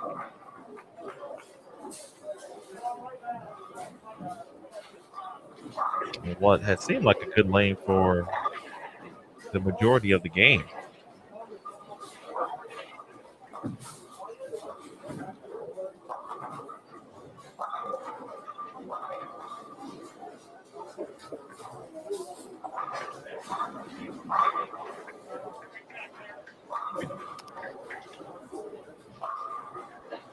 All right, man. Looks like Curtis in for. Hey, what's up? Hey, just taking a look at everything going on. The scores are definitely higher. Obviously you see after just a few games, people have already eclipsed their block and even their round totals for last week. But have an opportunity. We got a special guest coming up at the beginning of next game. You won't want to miss it. A little bit of a big deal, a celebrity going to be coming in, and you'll want to check that out. Make sure you stay tuned to Bowl TV for the beginning of the next game. Ooh, all right. All right, Curtis, we like that. Special guest, game 4. Looking forward.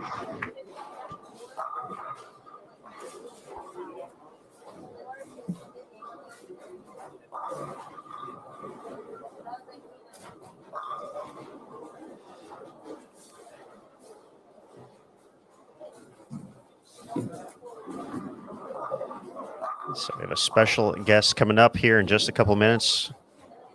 Game number 4. We're at the end of game 3.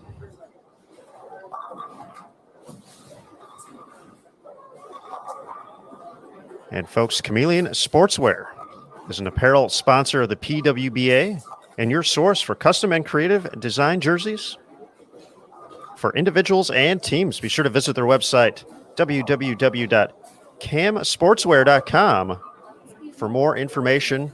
Their style, or your style, is their style. So big shout out to Chameleon, proud sponsor here of the PWBA Tour. A lot of great looking jerseys out there as well.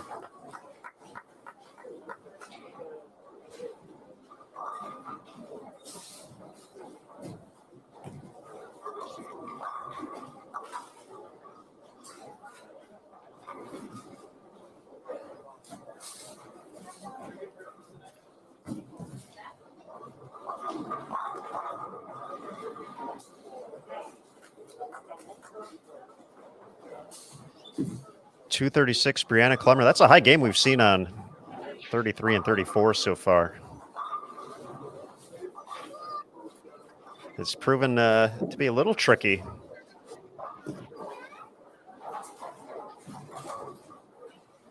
Clemmer, though, not slowing down after her third-place finish at the BVL Open.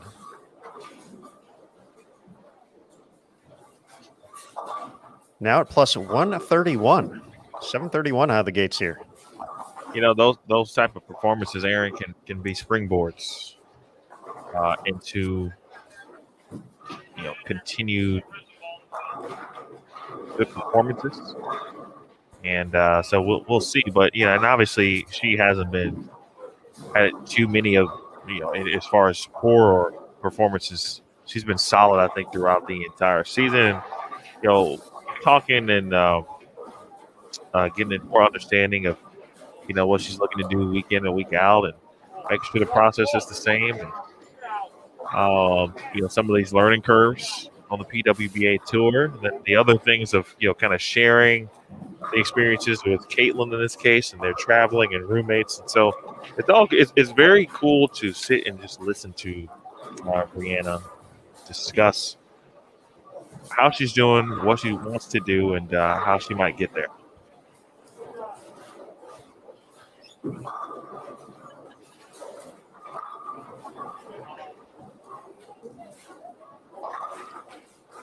.197 finish for Angelimar. Emil, how are our other pairs looking right here with the end of game 3? Well, let's see. We've got a few shots left for PWBA 3. Really, we've got a few shots left on every channel. The final bowlers are in the 10th frame.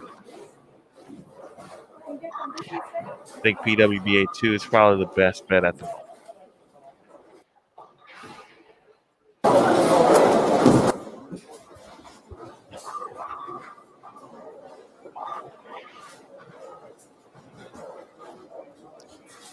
All right, off to 25 and 26 we go.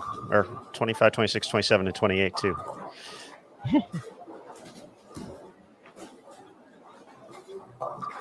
Looks like Verdi Crawley 217. Cara Mangiola can still get to 257. Diana Z 226.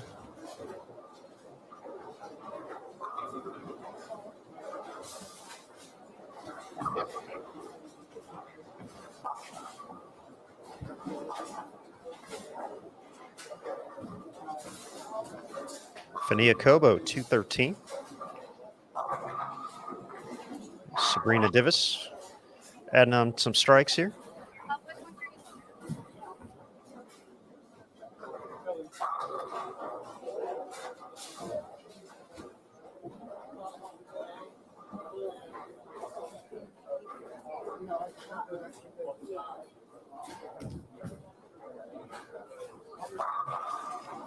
Final shot for Cara there. Nice 257.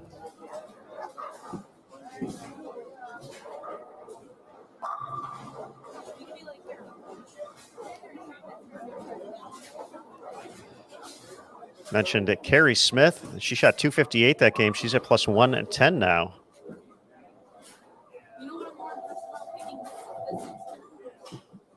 Lauren Pate at plus 106. Taylor Baltice plus 115. Missy Parkin plus 93. Dasha Kovalova plus 96.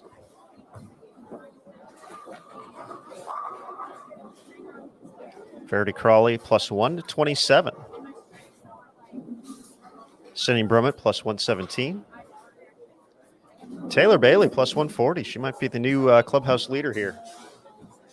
Stephanie Johnson plus 132. Liz Johnson plus 115. Amanda Najokis plus 91. Shannon O'Keefe plus 100.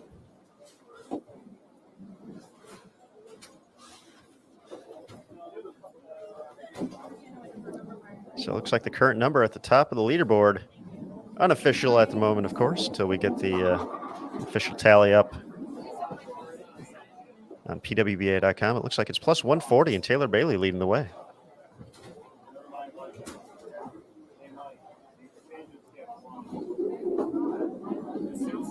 All right, as we get ready for game 4 here, Curtis teased a special celebrity guest joining us here on BullTV.com, and pretty excited to get to say this for the first time. Let's welcome in the brand new coach of Team USA, Brian O'Keefe, to the broadcast. Brian, hello, sir. Mr. Aaron, how are you, buddy? That sounded nice. I like that. Except, well, the celebrity part, that most certainly did not sound right. But the head coach of Team USA, that's a pretty fun thing to hear. I can tell you that. I agree. Some big news dropping earlier this week. After several years as the junior Team USA head coach, you've got the opportunity now to coach the adult team, as taking over for the legendary Rod Ross. Probably a pretty fun phone call to get in the past couple of weeks, I assume, about that, to get that news. Yeah, I don't know if it's a confidential thing when I received the phone call, but I was in the middle of something. I'll say that. I was in the middle of something pretty important in my life, and for my 9-to-5 job all the time. So maybe people can deduct maybe when I got the phone call, but it was incredible, to have J.O. on the other line. He said, "Are you busy?" And I said, "Well, I cannot be. I'm a little busy where I am." I was in the state of Michigan at the time, but, I cannot be really quick. And so to get the offer was, I instantly started getting like the chills, and, it's an incredible opportunity that I'm extremely, extremely humbled to accept.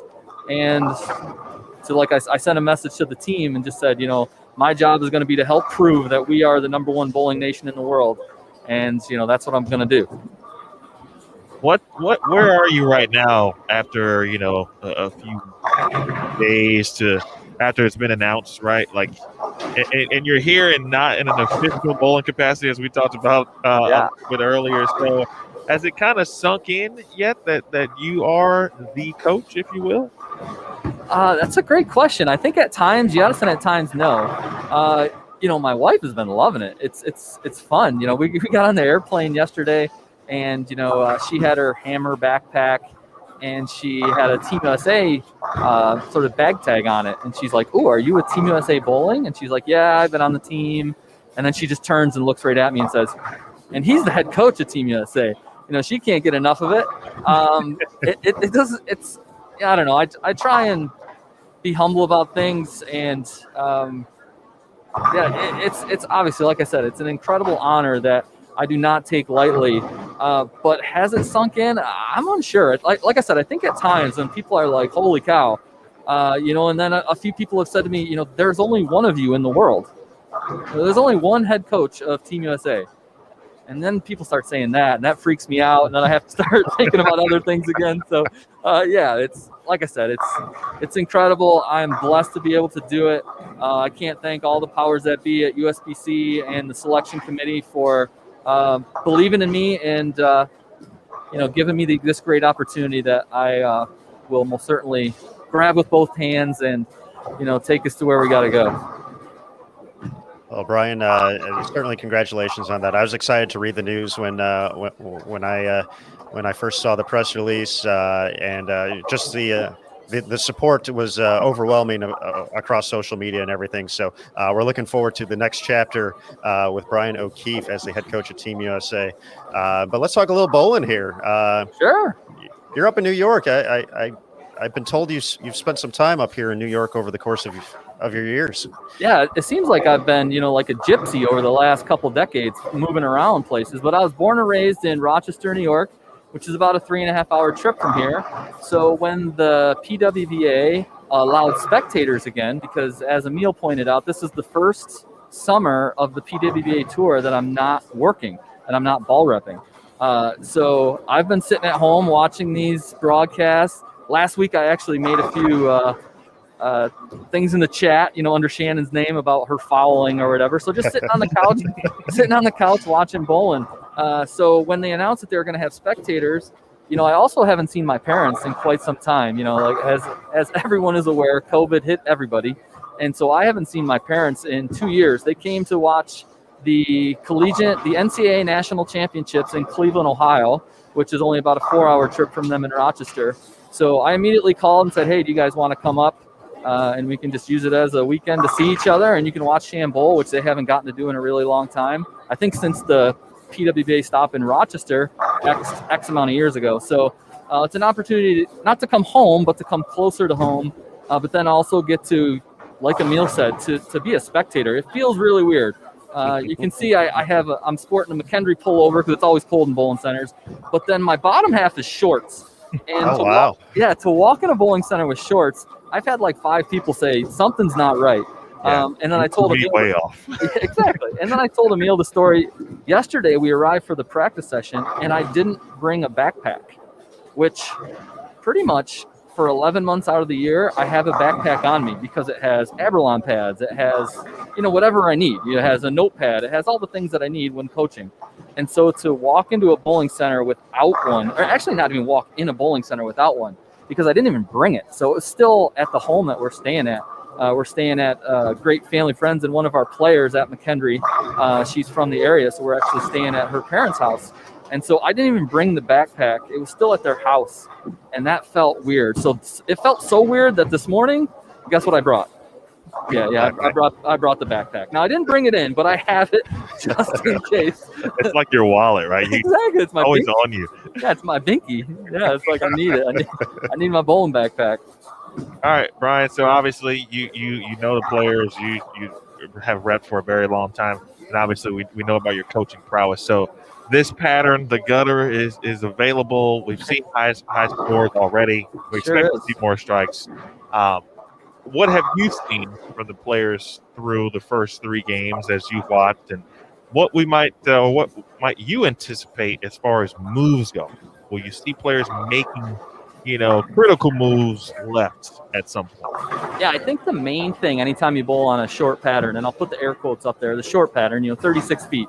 You can get quite a bit shorter than that. I know some PBA events they bowl on 32 feet, but 36 feet would be considered a short pattern. So anytime you bowl on a short pattern, the number one question is, does the gutter hook? And if the answer is no, primarily that leads to incredibly low scores because the middle of the lane is always going to be flat, and the pattern length just isn't long enough to really create any hold. And so if the gutter does not hook, the scores generally end up being pretty low because it forces the girls or guys, whatever tournament you're talking about, to play more the middle part of the lane and get away from where that hang is on the gutter. So the first thing yesterday when the pattern's announced, always a half hour before practice session starts. So the first thing we wanted to look at was say, hey, what does it look like on the gutter? And the first couple shots peeled off of it very easily, and I was like, okay, well, now as long as the gutter hooks, we need to use that and use it to our advantage. But how are we going to make sure it doesn't overhook or find balls that give us a little bit of hold, but the balls that generally are going to give us a little bit of hold are also going to respond faster when they get to the end of the pattern? So those are the type of questions that you start asking yourself as a player and as a coach and as a ball rep. What balls are going to be great? And lots of times it's going to be dependent on the type of player they are and, what they like to see on the lane.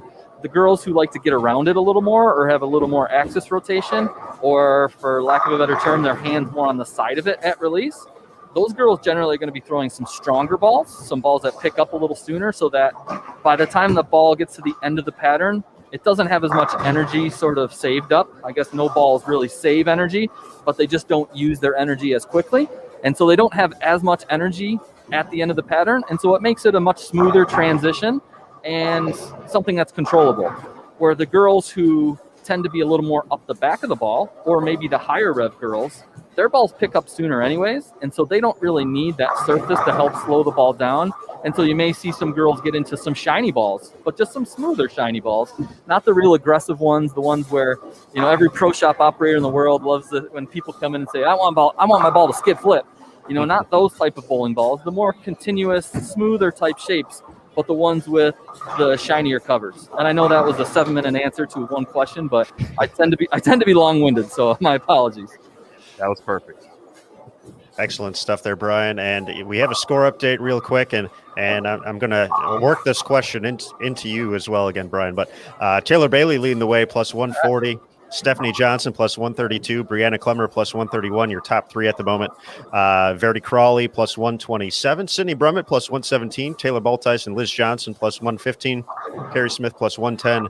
Lauren Pate, plus 106. And Shannon O'Keefe, rounding out the top 10 at plus 100.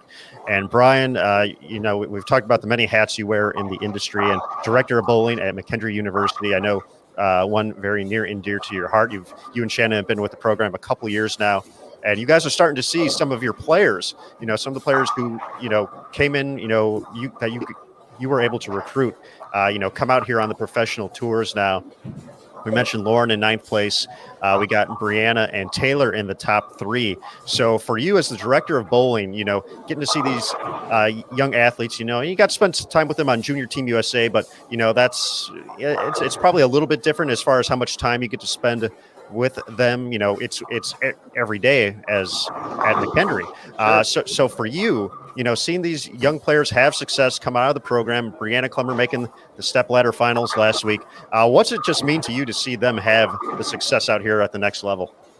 Yeah, it's great. It's what we try and do. We're trying to build a program, but also try and build successful players and people. So to see Bree make her first top 4 last week was awesome. To see Taylor leading, Taylor's been bowling great. She lives in our basement. For those that don't know, so she's almost like a daughter to Shannon and I right now. And then Lauren up there, it's just incredible. It's a great feeling to be able to see them, to see the guys as well get on the PBA tour and have success. Hopefully they can just keep it up.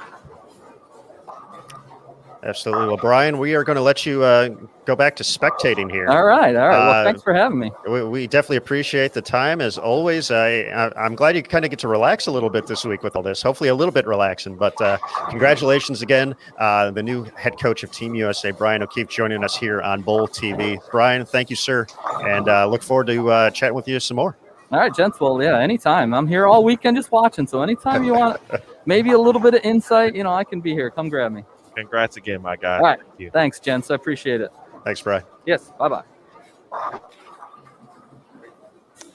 All right, folks. Brian O'Keefe joining us here on Bowl TV. The head coach of Team USA announced just a couple of days ago. Matt Cannizzaro putting together that press release. Very awesome stuff. Brian taking over the adult team after several years as the head coach of Junior Team USA. We mentioned the standings. They are available on PWBA.com. Taylor Bailey leading at plus 140. Her games 237, 269, and 234. We're watching Stephanie Johnson right now, who's off to a strong start here on lanes 25 and 26. She's going to be up on lane 25 in a moment, looking to make it 5 in a row. Her max score 280. As we look a little bit deeper into the standings, 15 players averaging 230 or higher through the first 3 games. 20 averaging more than 220. The current cut number, plus 16, Azeret Zetter from Mexico, and Caitlin Johnson as well, plus 16. And a total of 37 players averaging 200 or higher here in the early going. Alicia Curran is on a string. Aaron Smith on 31 and 32. Sydney Brummett has thrown some excellent shots. Start with the front 4 on 29 and 30. Kelly Kulik is off to a very good start on 27 and 28.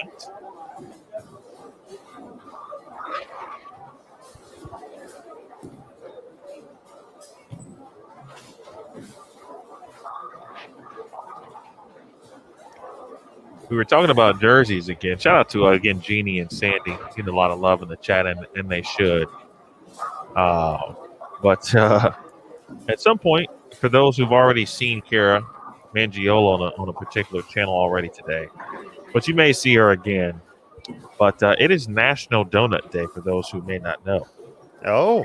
Kara Mangiola's jersey is full of what look to be excellent donut choices on her jersey. So I gotta assume, one, if you're getting a jersey with donuts on it, you enjoy donuts, which probably means you also know that it's National Donut Day. So I gotta think this was correlated and not coincidence.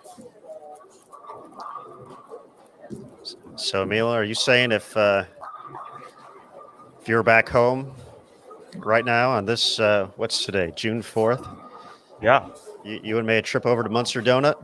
Bro, I'm telling you, this morning when I stopped at Dunkin' to get some coffee, I was like, I can't. I can't pass up the free donut, but now I feel bad because I'm like stepping out on Munster. Like, I need the Munster donuts on National Donut Day. No disrespect to Dunkin', but Munster is where it's at in Indiana. Calumet Avenue. Shout out. Absolutely. I mean, next time you're home. Oh boy. Okay, Steph. Oh yeah. Oh, we even got the point there. That was. I wish I could. She was kind of blocking to see how it came off the left side, but that thing took out that 10-pin with authority. Steph J with the flex. Yeah, nothing weird about that flex. That was just a hard flex.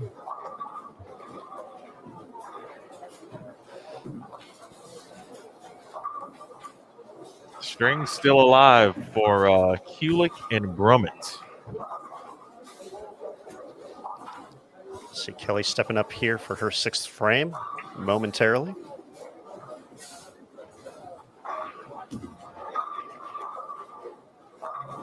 Have Brandon stopping in the Bowl TV chat saying the donut jersey was coordinated.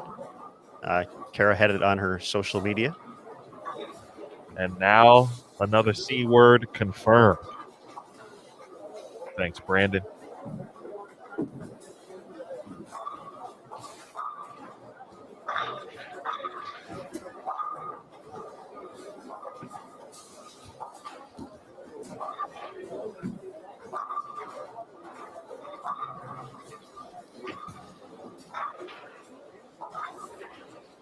This is a fun pace.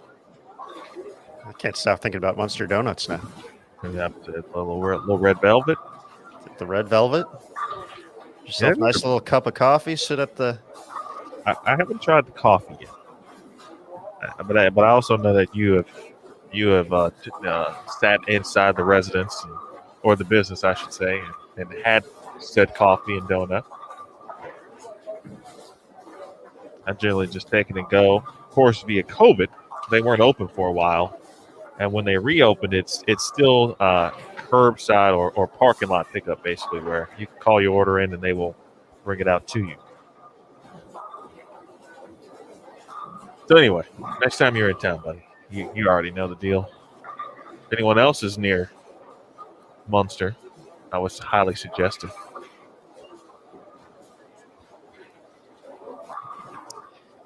Brianna Cote on 17 and 18 has started with the front 6. What pair? 17 and 18. 17 and 18, okay. Mallory Nutting on that pair as well, front 7.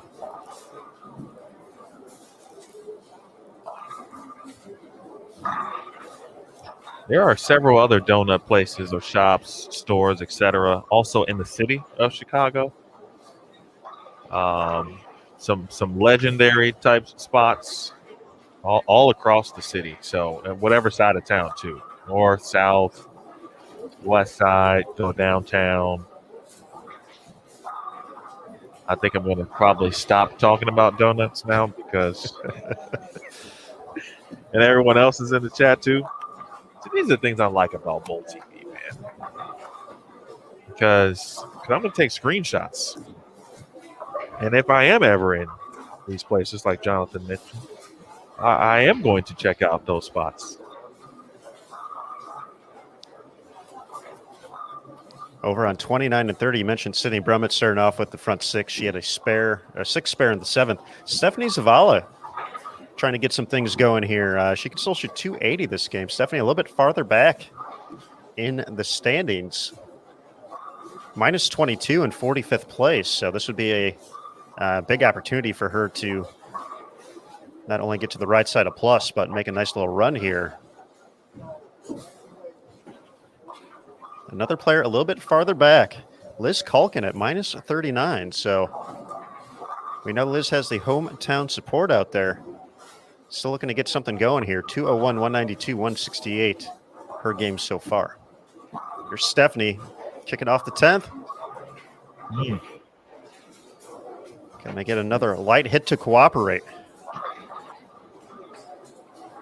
Thinking 280s here. Or 280 specifically. I think you just got a really nice understanding of the multiple ways you can kind of attack this pattern or theoretically attack the gutter. You saw Steph a little bit closer to the gutter, and then to the right you saw Kelly, and obviously a few boards left of Steph, but still getting the same spots and such down lane. It's also where you're hitting the gutter down lane, because you don't want to do it too early, and that's when bad things happen. Greek churches, S4s, and all those kinds of things. 10 back there for Steph J yet again. No, I think that's a very good point. And, sometimes you look at the higher scoring pace you see on these shorter patterns and like, oh, you just have to throw it right and make sure it just doesn't go in the gutter. But yes, it's you're still hitting a zone out there on the lane to create the right ball shape to strike that much. And Steph's going to try something different here on the fill ball. Take another look. Looks like an idle coming up next here from that high road max. Cote with the front 8 now at 17 and 18.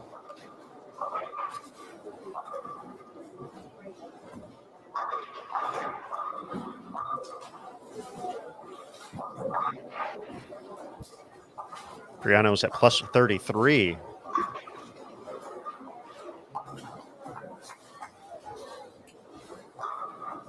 After 3 games, they're going to make a big jump here. Can she make it plus 133? 279, Stephanie Johnson. Great game.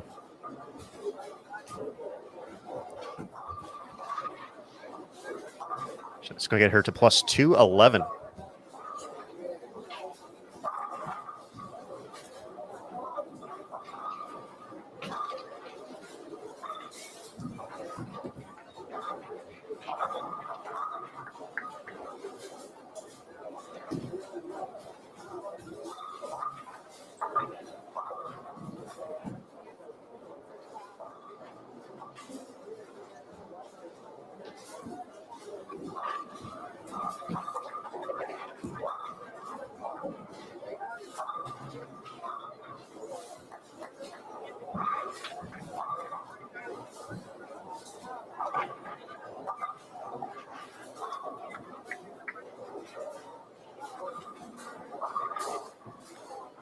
Danielle McCune looking to put together another big game. She can still get to 250 this game.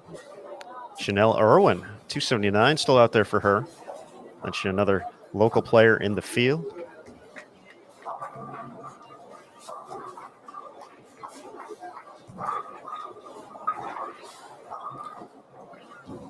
Cindy Brummett can still get to 276.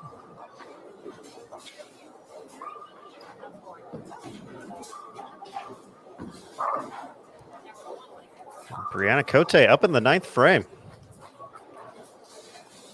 Did not get the hit, however. Her max still 279.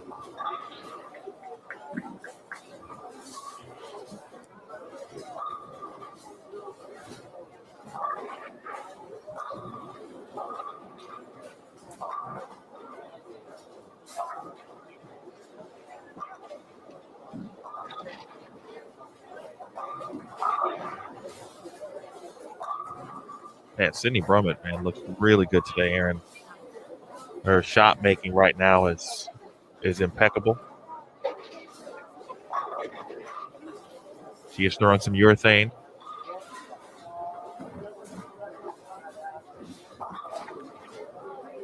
Sydney is one of the players who we've seen, kind of, I'm not going to say lean toward, but not afraid to get to urethane early in blocks.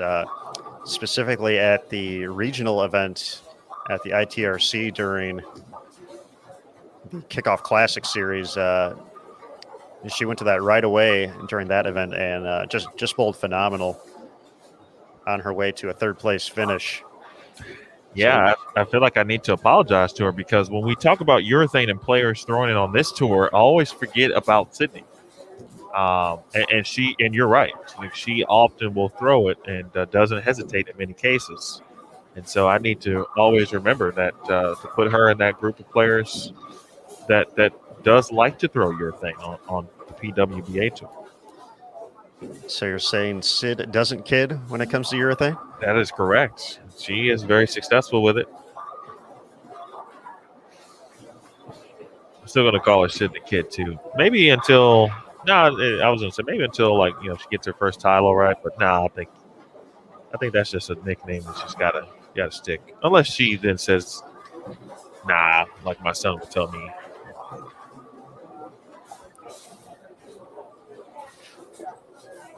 You did say Trey's strong with the nah game, so he is very strong with that. That's not his favorite word, but it's up there.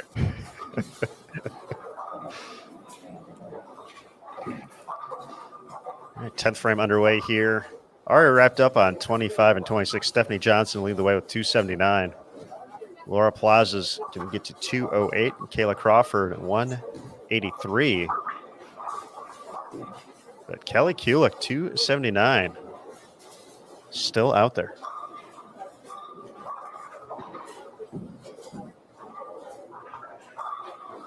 Kelly was at plus 63 entering this game.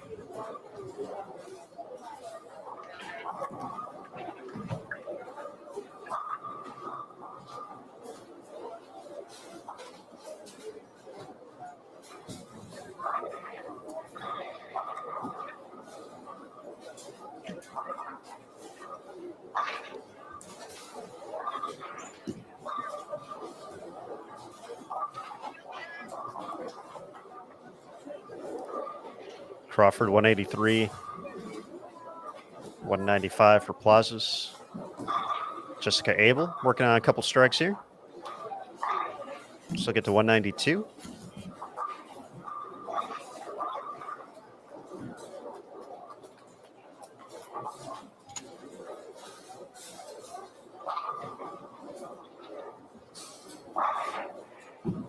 One other person that let's see when we might be able to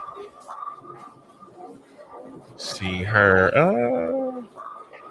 Well, it looks like they're going over to 33 and 34. We were just talking about Sydney Brummett. Sydney is crossing with Stephanie Zavala, of course, now two-time champion here on the PWBA tour. And Stephanie throwing something that is not a honey badger intensity. But whatever it is that she's throwing is exactly what needs to be thrown from the ball motion perspective because, you know, if you've watched Stephanie, and obviously we all have these, not last week, the Cleveland Open, where her ball seems to just not stop hooking on the back, which has been great for those particular patterns. Not the case today. And obviously between her and, of course, her team, throwing something that is a bit more continuous, yes, but there is not a fast-moving response at the end of the pattern. It is very smooth, archy, and exactly what one would have certainly on this type of lane pattern. And looks like she can get into the 240s here this game. Mm-hmm. Yep. Currently wrapping up on 29 and 30. Sydney still has 276 out there with the first strike in the 10th. But a big game for Stephanie to move to get into the plus.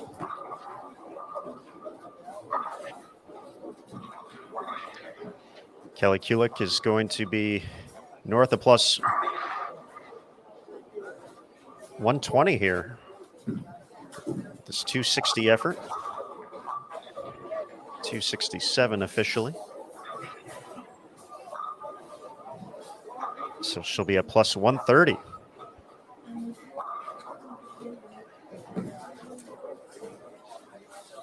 A bit of a tough start for Stephanie 176, 186, 216, and now 245.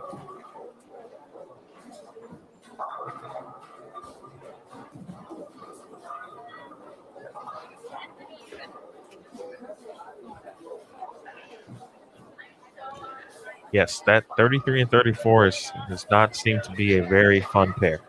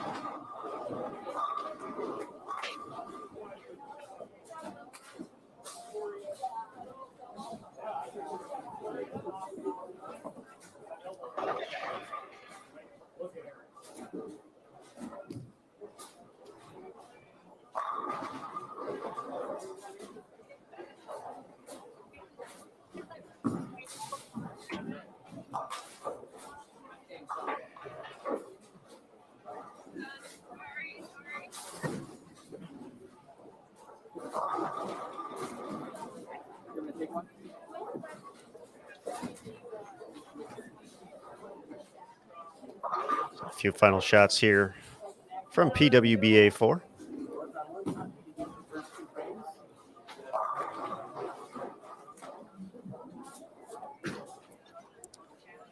And Amelia, you weren't kidding. Some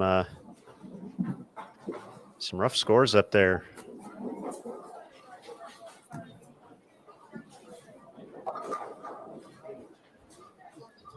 Taking a look around. Sandra Gongora, though, 250, 35 and 36.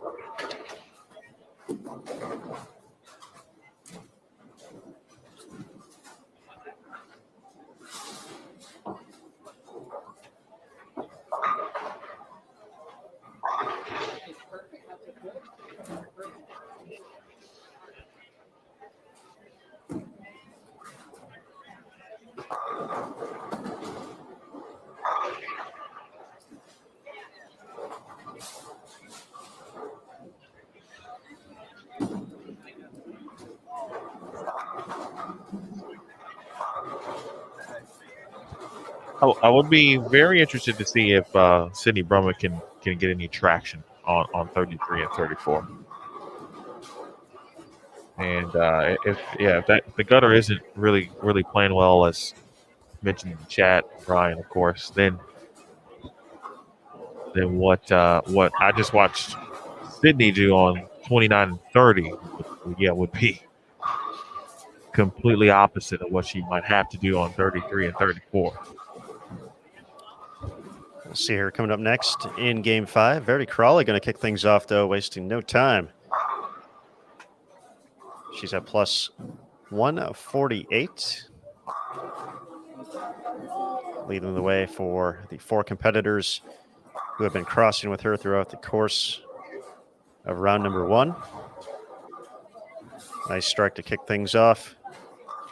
And folks, NDO bowling events give the everyday amateur bowler the opportunity to compete in a professional environment, measure their skills against some of the best bowlers in the world, and learn what it takes to compete at the highest level. If you think you have what it takes to compete with the best bowlers in the world, or you simply want to hone your skills in a competitive environment, find an NDO bowling event near you. Big shout out to NDO, No Days Off, proud sponsor of the PWBA Tour.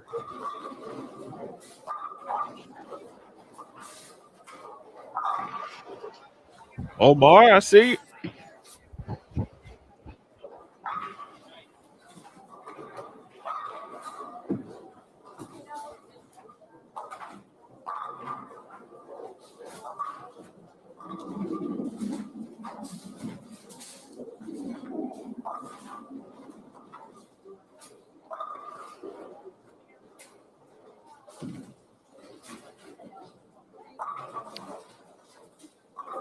So here in Game 5 on lanes 33 through 36, we'll see Kaylin Carl, Christina Hartle, Stephanie Zavala, and Sydney Brummett to your left on 33 and 34. And then Verdi Crawley, Alicia Current, Heather D'Erico, and Cara Mangiola on 35 and 36.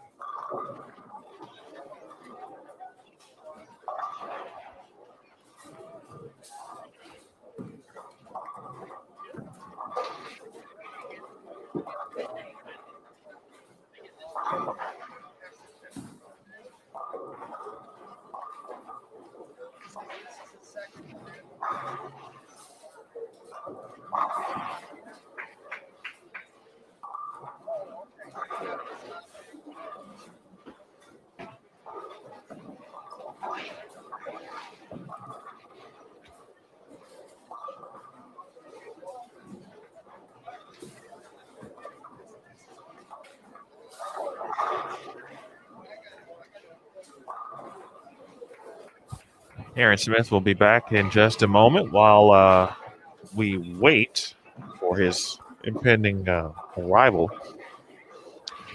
Go ahead and talk about scores after 4 games. Let's get into the top 10. And leading the way here, Stephanie Johnson at plus 211 after that 279 in game 4. Steph now with 2 games of 279 or better.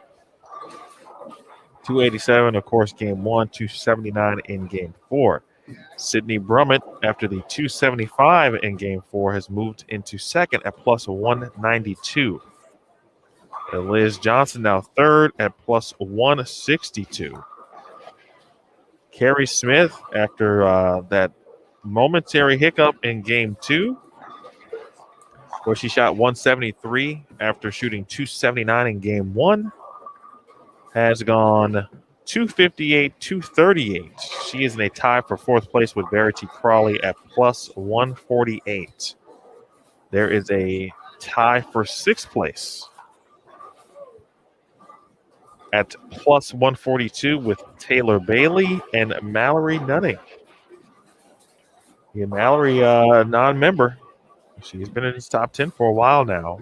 We'll keep an eye on her. Shot 257 in game 4. Taylor was in second at one point today. Game 4 shot 202. Brianna Klimmer also shot 202 in game 4. She's at plus 133. She is in 8th place. Kelly Kulik is in 9th after shooting 267. She's at plus 130. And Taylor Boltice is in 10th currently at plus 129. I'm going to go down the list because who mentioned that? Someone mentioned it. Caitlin Barnes mentioned it. 279 for Janelle Irwin, local again from Schenectady. She is now 20th place at plus 89. Cut number at the moment, plus 30. That is Lindsay Boomershine in 32nd place. Again, that's the numbers after 4. Let's see if they are available on PWBA.com. And they are. So you can check those out. Anyone you didn't hear? Of course, you can let me know, and I'll be happy to let you know who that might be.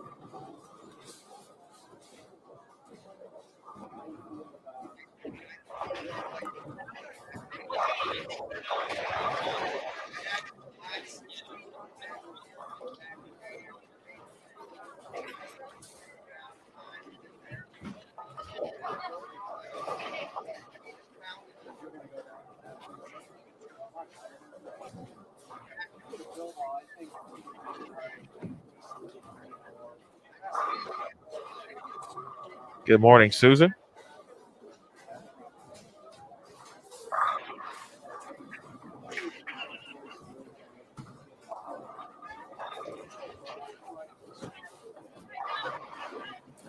Just let y'all know, Stephanie Johnson is at it again.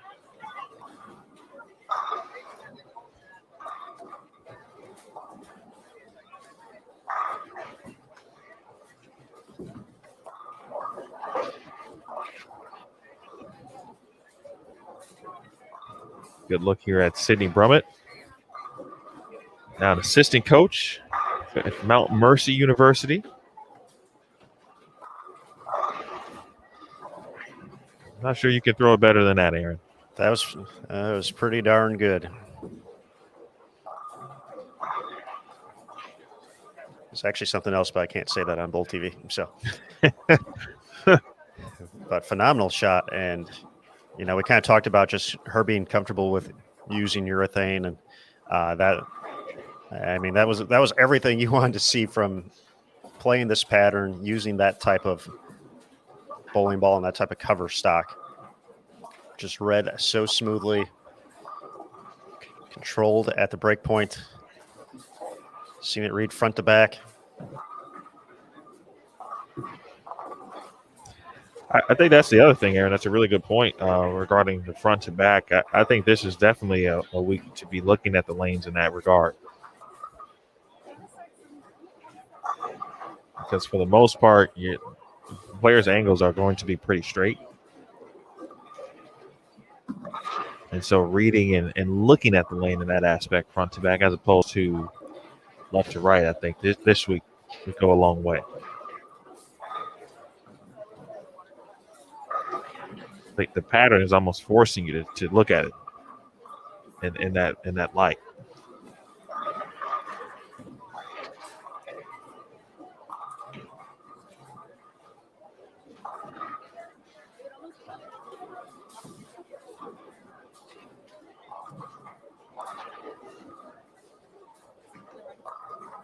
Now, good look here at Verity Crawley. She struck the first 2 times on lane 35. Not going to get the 4-pin, though. Verity has just been, and this has turned into a thing we say every week now, but it's just been so impressive to see the way she's performed since coming back to the United States. And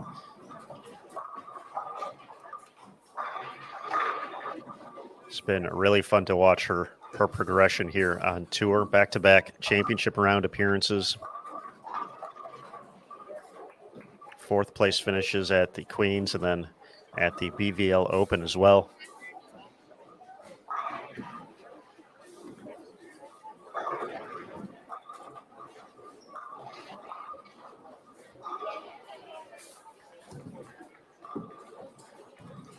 Verity is just a what I've called Danielle McEwen for so long is like she's the epitome of a professional bowler regarding the travel, not willing to go wherever to bowl, and Verity is the same way. And I think her awareness of how blessed she is to be able to do what she loves has been heightened because of the visa issues that she had to go through. And she said that, and she is a bit more appreciative of the opportunities because, and unfortunately was the possibility of competing was taken away. Thankfully, she's had some resolutions, and there's still some things she has to do and go back in a few and then come back or be able to come back, etc. But, it's worth it for her because she gets to do what she loves. And so I think certainly that, and then obviously COVID taking its toll and eliminating the possibility of a tour even before she had the visa issues. And so she got to double up essentially on, what it really means to be out here. And I really admire her attitude. She's always positive for the most, to begin with, and finds a silver lining. But now it's, like to me, she's not wasting the opportunity to be here. That's very well said. Agree with every ounce of what you rattled off there.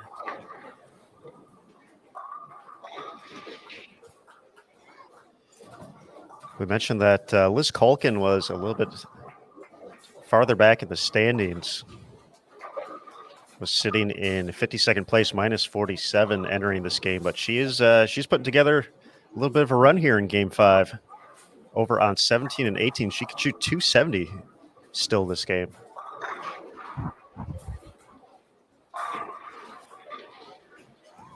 We also have Lauren Pate with the front 5 on 11 and 12 to keep an eye out on.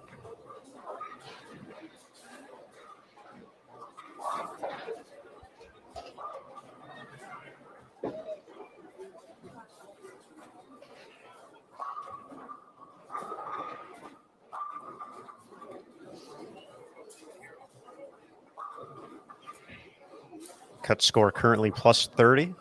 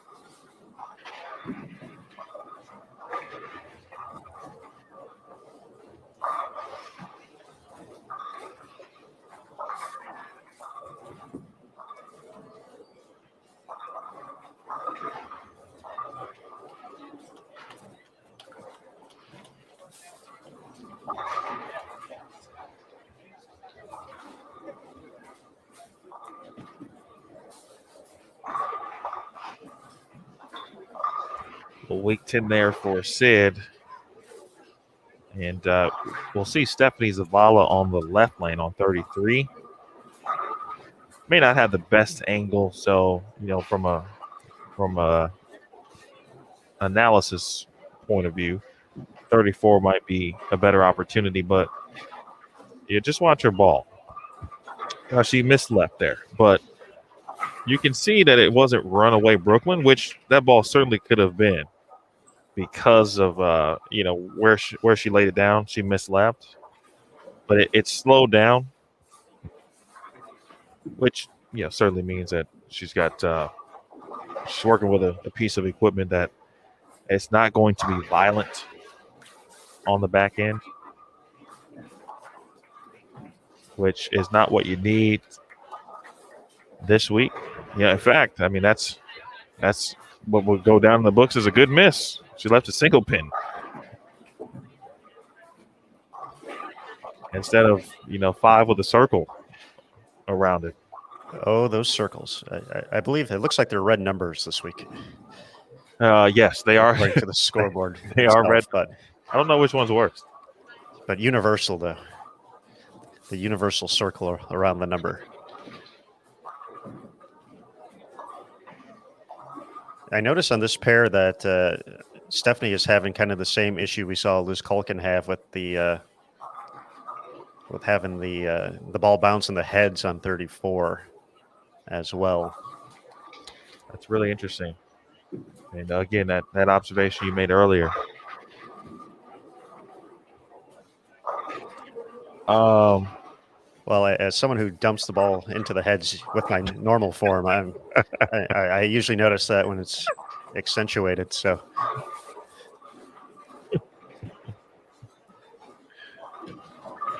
Stephanie Johnson, a chance to get into the 260s here, looking to extend her lead. Steph was someone we really didn't mention yesterday during the practice session, but when all of a sudden that first game, she had the front 5, 6. It's like, yeah, it's a Steph kind of week. Yeah. I'm not sure if Mike had threw her name out there in the chat, but once we started talking about it during yesterday's practice session, it was pretty like, oh yeah, Steph, like this is tailor-made for Stephanie Johnson. And that was just a thing of beauty. But again, just think about what you just saw from Stephanie's from Stephanie and her ball reaction, and then think about what we've been watching the last couple times out, where she has been just as good and making the same quality shots, but the motion is just different. And I talked about that versatility, Aaron, and I think players would be their versatility would be certainly on display, and we're certainly seeing it right here from Stephanie. Saying it right off the bat, like, hey, okay, not only can I get into my A game, right, but I can make the necessary moves and adjustments and understand my bowling balls and what they do to still put me in the best position to score based on what the pattern is telling me to do. To Steve's point in the chat, Verity's style to me is kind of reminiscent of an old school, it's kind of like a long backswing, right? The funny thing is, if you watch older videos of Verity, and she's had them across her social media, just watch the evolution of her arm swing. And she has put in the work.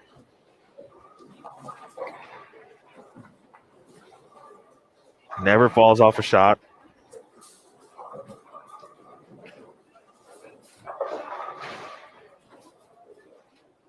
Certainly it would be something you would teach. Jeff mentioned or asked about the front to back. I think for me, how I tend to look at it when I'm thinking about things in those terms is trying to think about or really watch where your ball is hooking and the multiple phases and really where it begins to slow down. And I think that's very important, especially on this pattern, because if you know or understand where your ball is going to slow down, that should give you a better indication of where you need to be or where you should be if you're in the right part of the lane or if you're not. I think a lot of the players are seeing their balls slow down off the end of the pattern as opposed to continuing, which is where you get into trouble on this, to me, with the designs that we talked about. And also someone mentioned, are they controlling the reactions generally with surface? I believe so. Talked to a lot of reps yesterday, some today about that. There would be certainly some bowling balls going down the lane with surface to start. There's this potential, I think, for some players to have a few shiny balls going down the lane out there, but doesn't mean that the ball is still going to hook. It just may mean they may get into a situation where they just need something to get down the lane.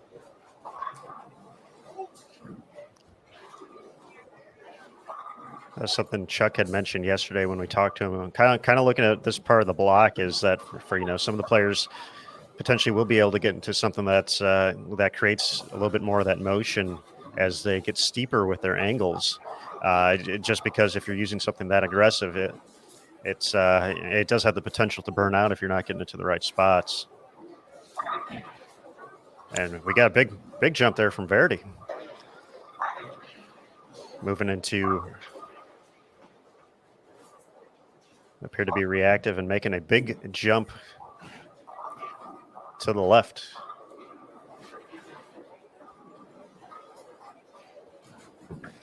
Talked about Liz Culkin. She finished with 249 that game, so she's now on the right side of plus at +2. Lauren Pate can still shoot 279 this game.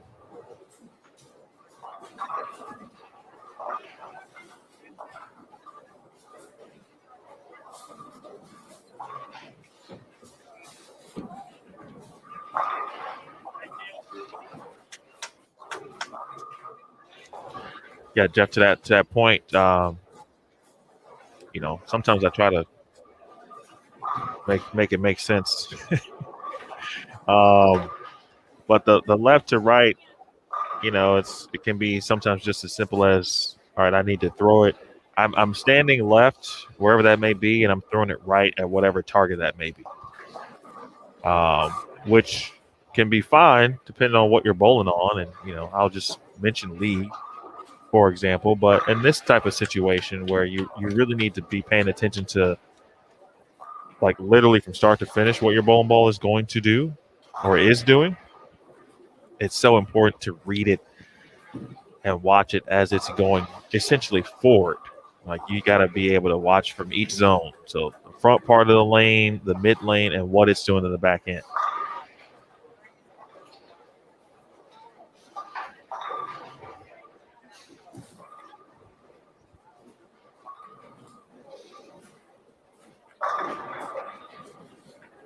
Zavala finds just enough hold there to get the strike in the 8th. So clean through 8 frames for her, 228 out there.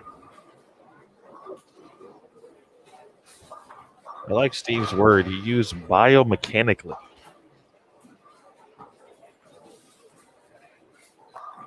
That's a nice word. I would call what Verity does very athletic. Good run at that from Kara Mangiola. Christina Hartle back out 2 weeks in a row.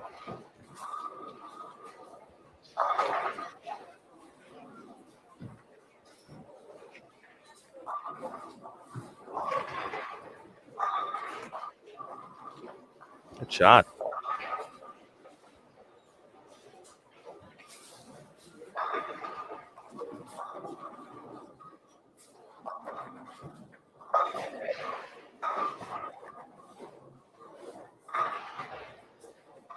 So what we've seen from Verity these past 2 shots is the jump that we've been suspecting players will have to make at some point.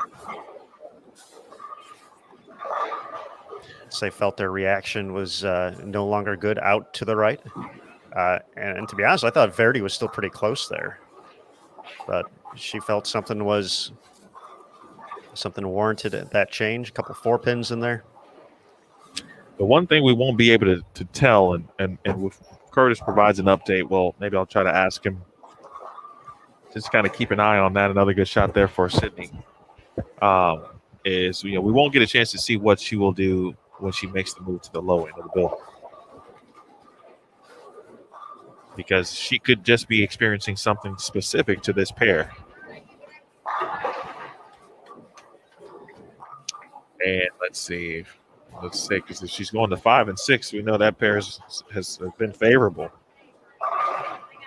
but she is not going to 5 and 6. She's going to 9 and 10.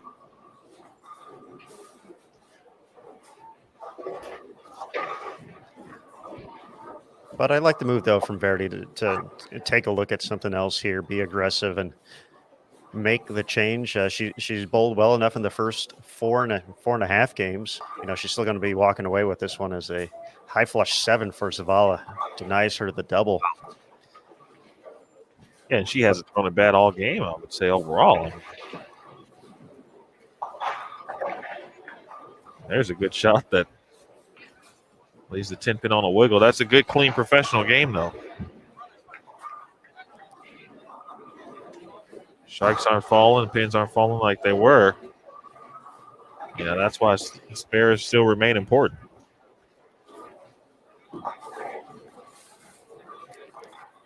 And in the grand scheme of things, that game may drop her a couple spots in the standings, but nothing to get concerned about. And she's collected some information. Moving ahead here at the Albany Open. Good question from James in the chat. Have we done the giveaway yet? We have not. So that means the giveaway is still upcoming. So thank you to the chat for the reminder. Coming up here soon in game number 6.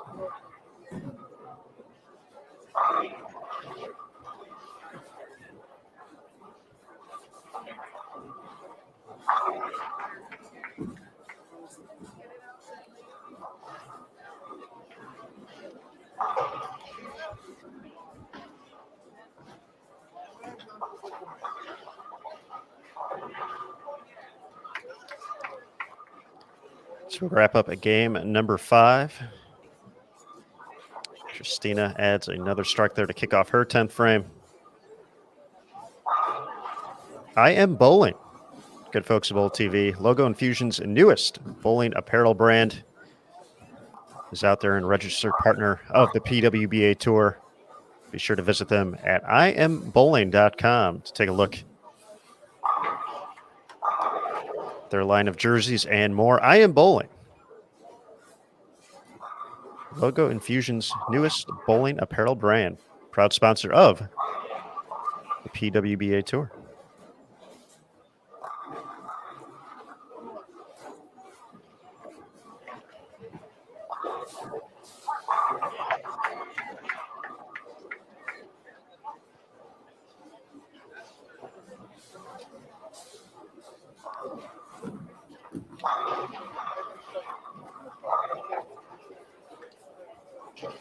Savala kicks off her 10th frame with the 3-6-10. Of course, she made the 3-6-9-10 in the 10th frame of the title match at the BVL Open to officially lock out Jordan Richard and claim the title, her second in just 5 events as a professional,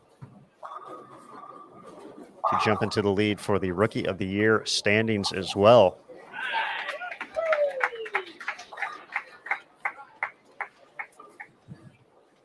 Christina Hartle finishes with 212.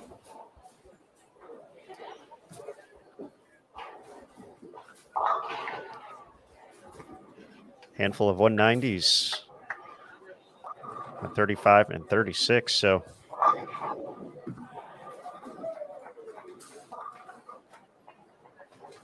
it's going to be up to Sydney here to provide the fireworks for a big game. Aaron, how about I just watched Stephanie throw her spare ball to that 3-6-10. How about her throwing a spare ball at the 3-6-9-10 to win a title last week? That was pretty aggressive. I had asked her about that after we had wrapped up for our story on PWBA.com, and we'll have a full recap of day number 1 available on PWBA.com later tonight as well. But she said, in that situation, obviously not a fun spare for anybody to shoot. But she says, thankfully, with, we talked about her ball roll and kind of how the angle she can create. She says, I leave quite a few of them. No stranger to the 3-6-9-10. So that's the way she attacks those. So I'm very comfortable going with the spare ball, going direct, and just wanted to give it a chance to get the 9-pin in the back, and she covered it perfectly. You couldn't ask for a better attempt, especially in that situation reminiscent of Jason Belmonte winning the 2020 U.S. Open, having to convert the 3-6-9-10 to shut out Anthony Simons.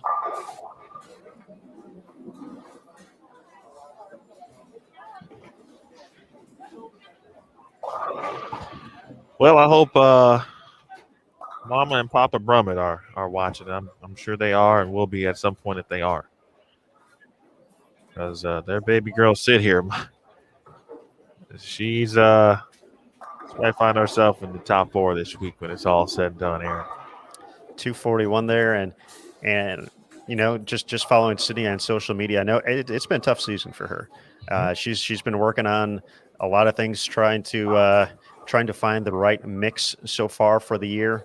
A little bit farther back in points, taking a look at that, she's currently 32nd overall. So, kind of looking for that first big breakthrough performance. We mentioned the showing at the regional event at the Kickoff Classic Series, but I know Sydney is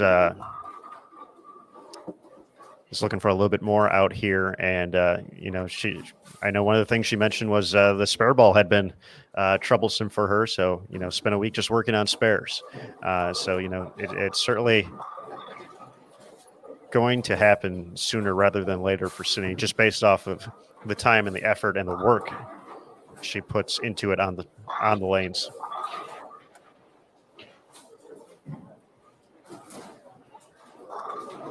She works hard. I think most of the players are very, I would say, will let you or let the fans into their athletic lives via social media. So, like you mentioned, some folks may be already aware, but it's good to tell that story, and it also makes what she's doing now and what could happen certainly as this tournament unfolds mean just a touch more based on some of the struggles that she already has gone through. Emil, I'm looking forward to your fan page to include your endeavors of your athletic life coming up soon as well. That's a shame because you're gonna be waiting. You're gonna be waiting for a long time, my guy.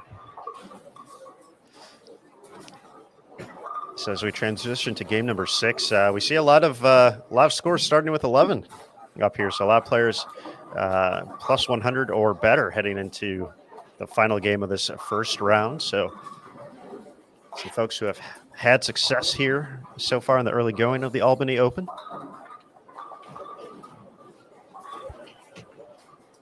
Now we'll get to see them navigate it at the end of the block. Shannon O'Keefe plus 136.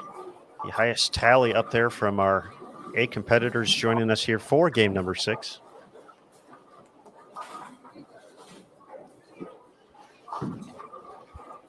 Got Taylor Bailey, Janelle Irwin, Daria Payuk, Danielle McCune, Kayla Bandy, Jordan Richard, Valerie Bercier, and Shannon O'Keefe.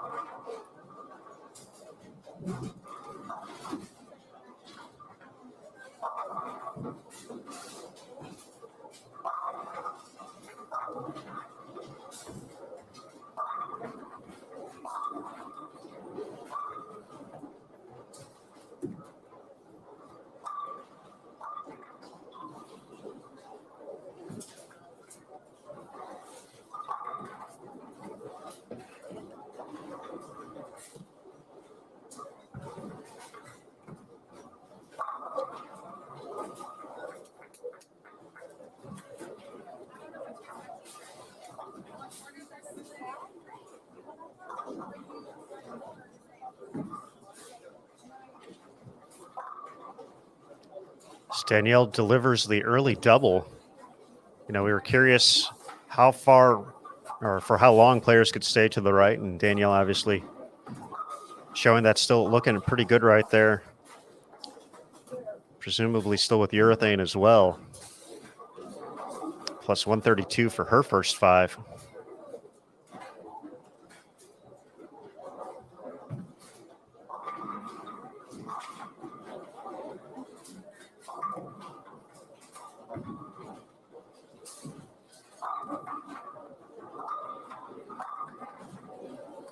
First look at Shannon O'Keefe since game number 1.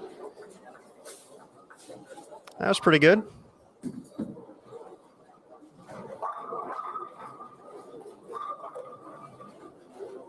Taylor early 3-bagger.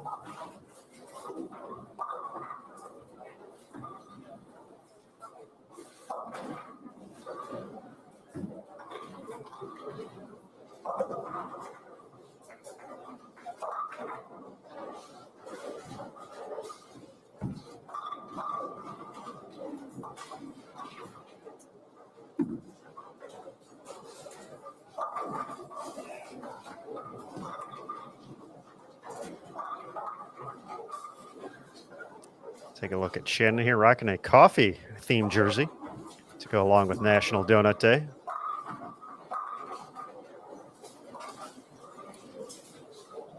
from right around the 8, 9, 10 area.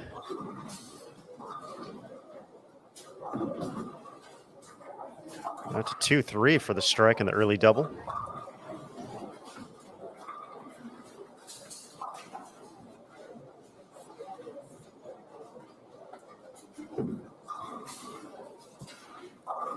We do have a score update available after 5 games. Stephanie Johnson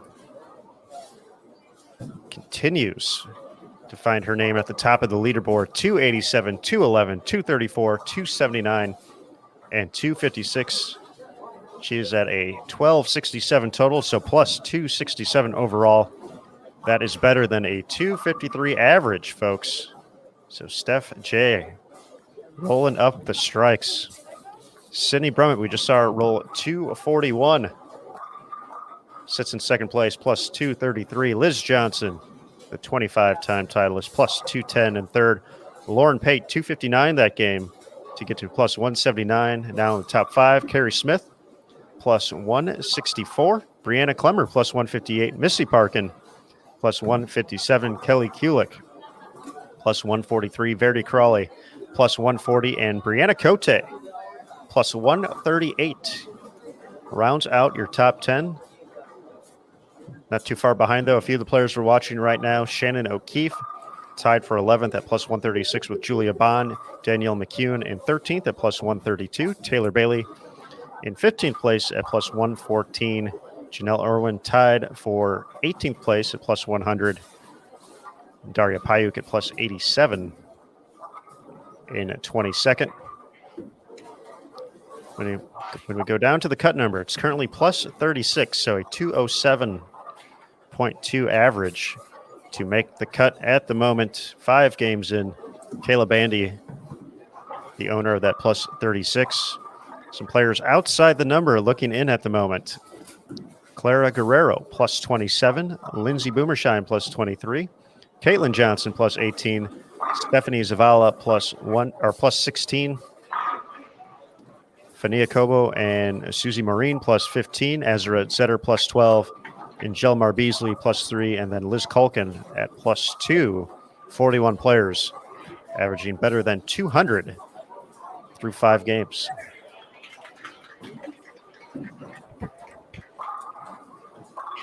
And Aaron, kind of on cue, when you mentioned Liz Culkin's name, she is in the middle of the house on the low end, and a lot of applause, fans and her family, friends, the people who certainly love her, who are here trying to root her on and have a good finish to this round.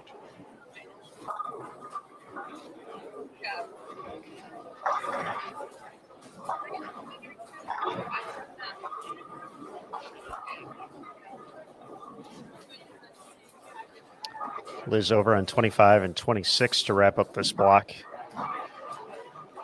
Strong start, 3 strikes through 5 frames, working on a double.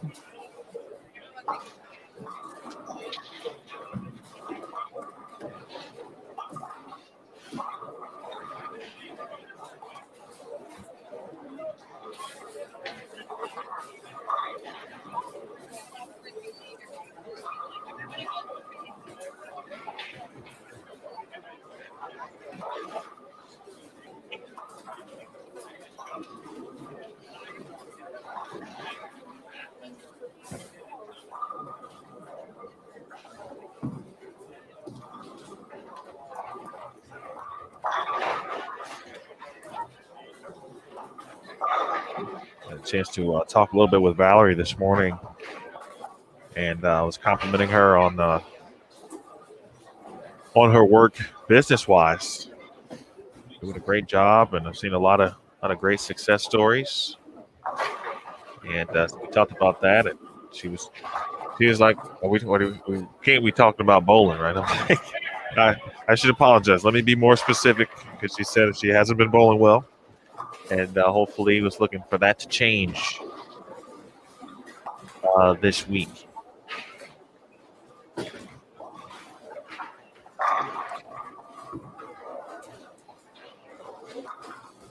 Thinking back of on the 2019 season, Emil, when Valerie was Rookie of the Year. I don't recall many stops or any stops where she was wearing the wrist brace as she is this week, and I think a few other weeks so far this year. So curious if that's something to try and get the season going, or potentially something to support a potential injury, perhaps. I'm not sure. Please remind me. I will try to remember to ask her about that. I think you're right. Although I'm feeling like maybe once or twice I've seen that, but I think for the most part, yeah, didn't see it very much, if any.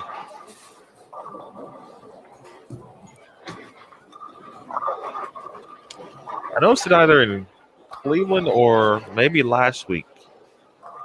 She didn't have it, and then she did have it towards the end of a game or later in a round, and so I wasn't sure if it was maybe an experimental tool at that particular moment. But yes, please remind me, and I will ask her about that. You know what you don't have to ask for, though, Emil? A score update? We already got that. But yes. Well, yes. All right, there we go. We got there. I had such grand visions of that, and you threw me off with the score update. But yes, folks, it's going to be giveaway time here on BowlTV.com. So we have a Bowl TV T-shirt to give away to one lucky Bowl TV viewer. So that will be starting up momentarily here. So if this is your first time participating in a giveaway, it works very simply. You're going to see a message in the bottom left-hand corner of the video screen that says a giveaway will begin soon. Watch here to participate. It'll count down for 60 seconds. And then you'll have another message show up in that same exact area saying that a giveaway has begun. It'll count down for 45 seconds. And with that second message, you will see a button on the screen that says Submit Entry. All you have to do is click Submit Entry, and you're going to have the opportunity to win here on Bowl TV. The one thing we do like to mention, if you are watching in full screen, please take it out for a quick second so you can see the chat and everything. So you can go ahead and click that Submit Entry button when it's time. So I always like leading up to it, to a bowler doing something cool. So let's go with Daria here, her sixth frame. After her first shot, we'll start the giveaway because I'm confident that Daria's going to do something cool for us here.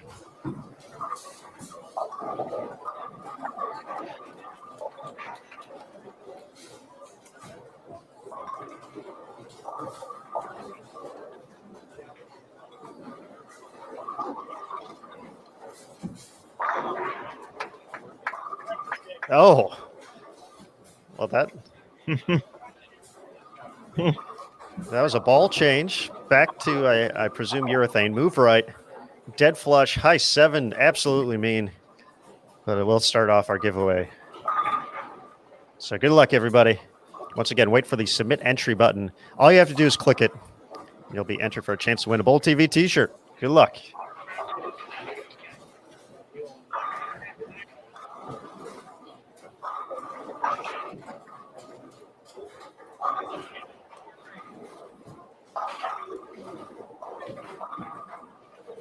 Oh, no.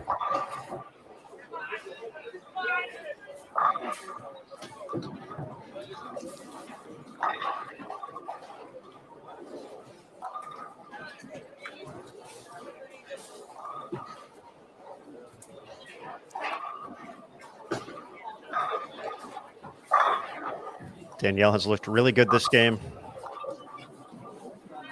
Staying right, sticking with urethane.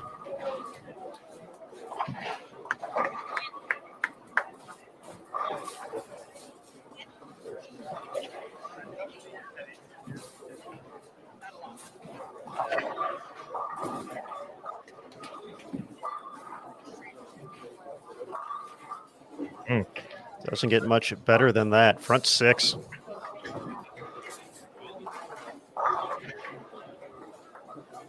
He's just so good at bowling. Yeah, that's one way of putting it. Oh, man.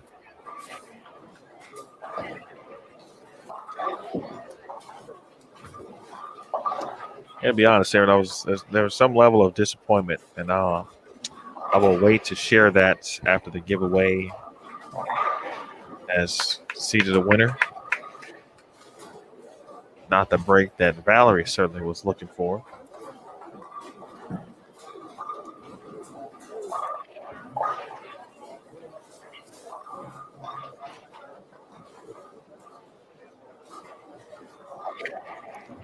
And we have a winner. Congratulations to Rick.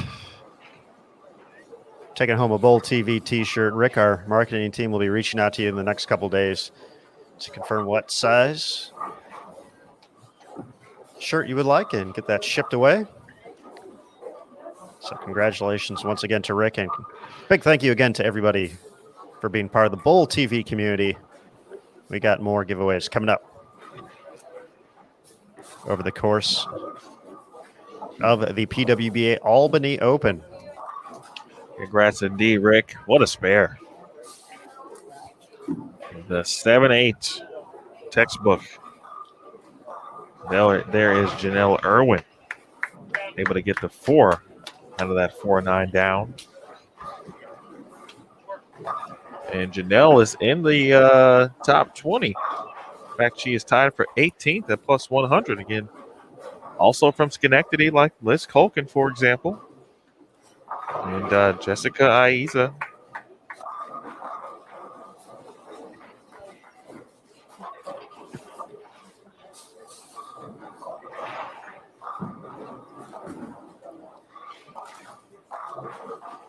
I'm just going to say it right now. I think Danielle is going to give Curtis some work to do right here in Game 6.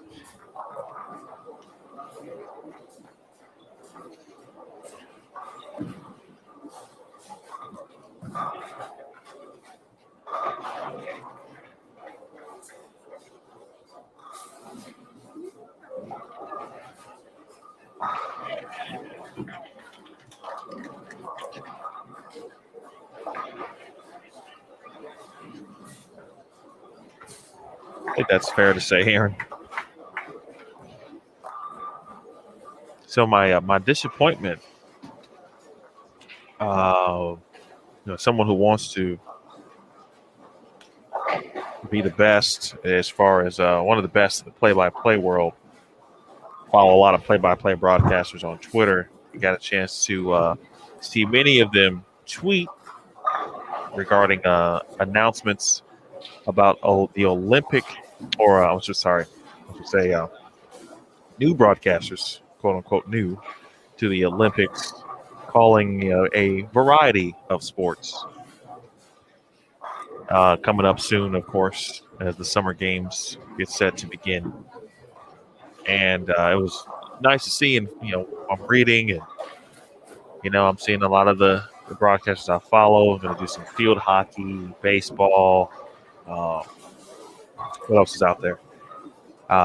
Soccer, softball, a lot of sports that were making returns.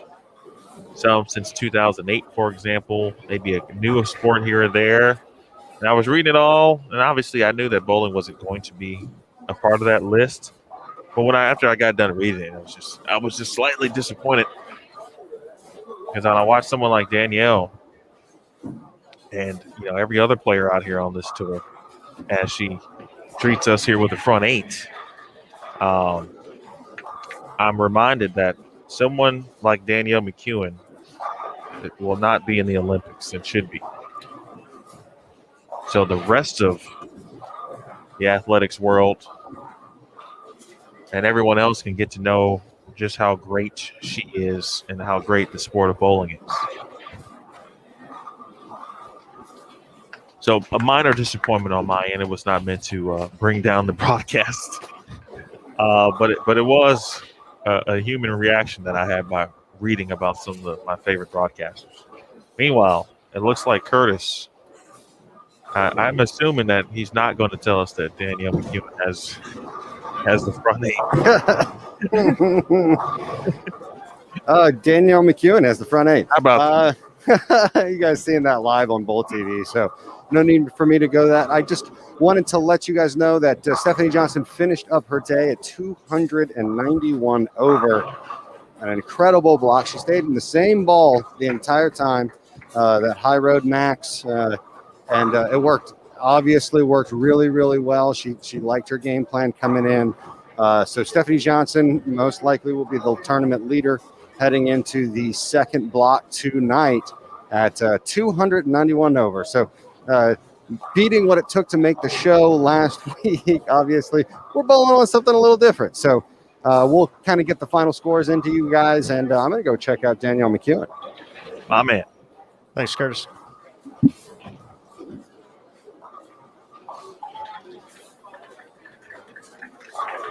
Danielle will be up lane 36 momentarily. Little hiccup there for Taylor Bailey on the missed 9-pin, but just a small thing on what otherwise has been a pretty solid day for the young rookie out on tour. Taylor's been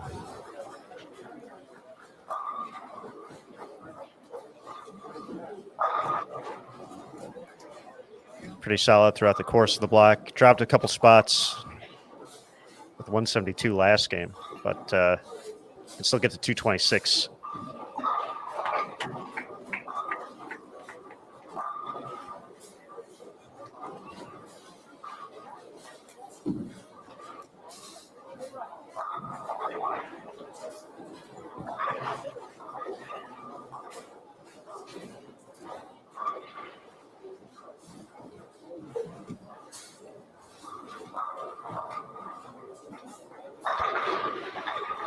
Emil, as we look at what's transpired in front of us, I'm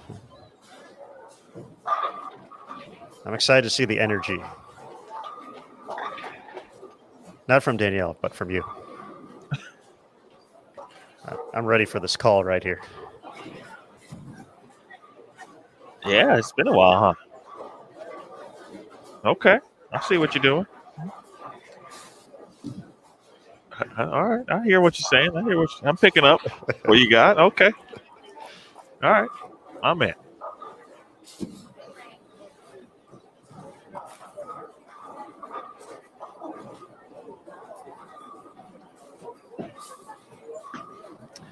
I'm not even going to mention anything else about it. I don't want the Bowl TV community coming at me or us. I had some parameters. I put them out there last week or the week before, whatever it was. So I'm good with it now. Like, we're talking about parameters here. This is game 6 of qualifying. We've reached the parameters, so I'm okay with what may come after this.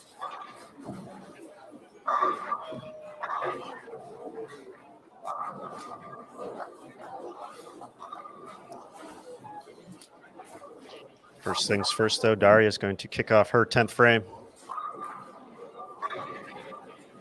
It's at plus 87 to start this game. She's going to give a few pins back with a max of 183, but gets that first hit in the 10th. So it should move her into the 170s.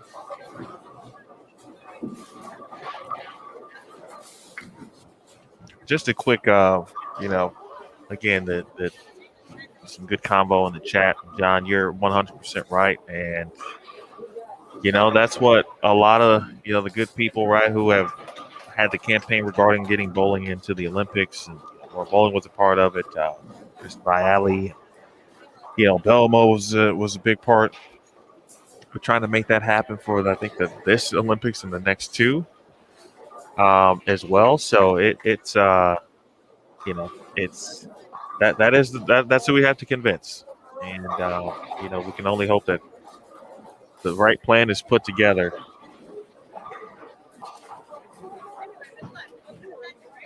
to make that happen.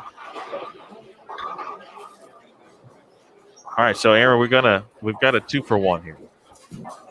We've got Stephanie Johnson, who has bowled phenomenally here in round number 1. So let's bring her in, and then we will essentially pause the interview every time Danielle is up to ensure we don't miss her potential run at perfection. So, Steph J. Sounds good. How about that, huh? Nice job. I love talking to you right now. I haven't talked to you like this all year yet. That is good because and D-Mac's going to be up soon. So my first question will be, I'm just letting you know ahead of time. So I'll give you a head start, the rare head start to think about it. I want to ask you why the high road max and why the area of the lane that you elected to play. Those are the questions. Okay. I will pause because we are going for front 10 over here to my left. This is cool. Like everyone can watch us all look at Danielle. That's okay. Everybody was looking at me earlier, and then I 7-10. Let's see if she can. But don't say it out loud, though. That was a good one. Don't say it out loud. No.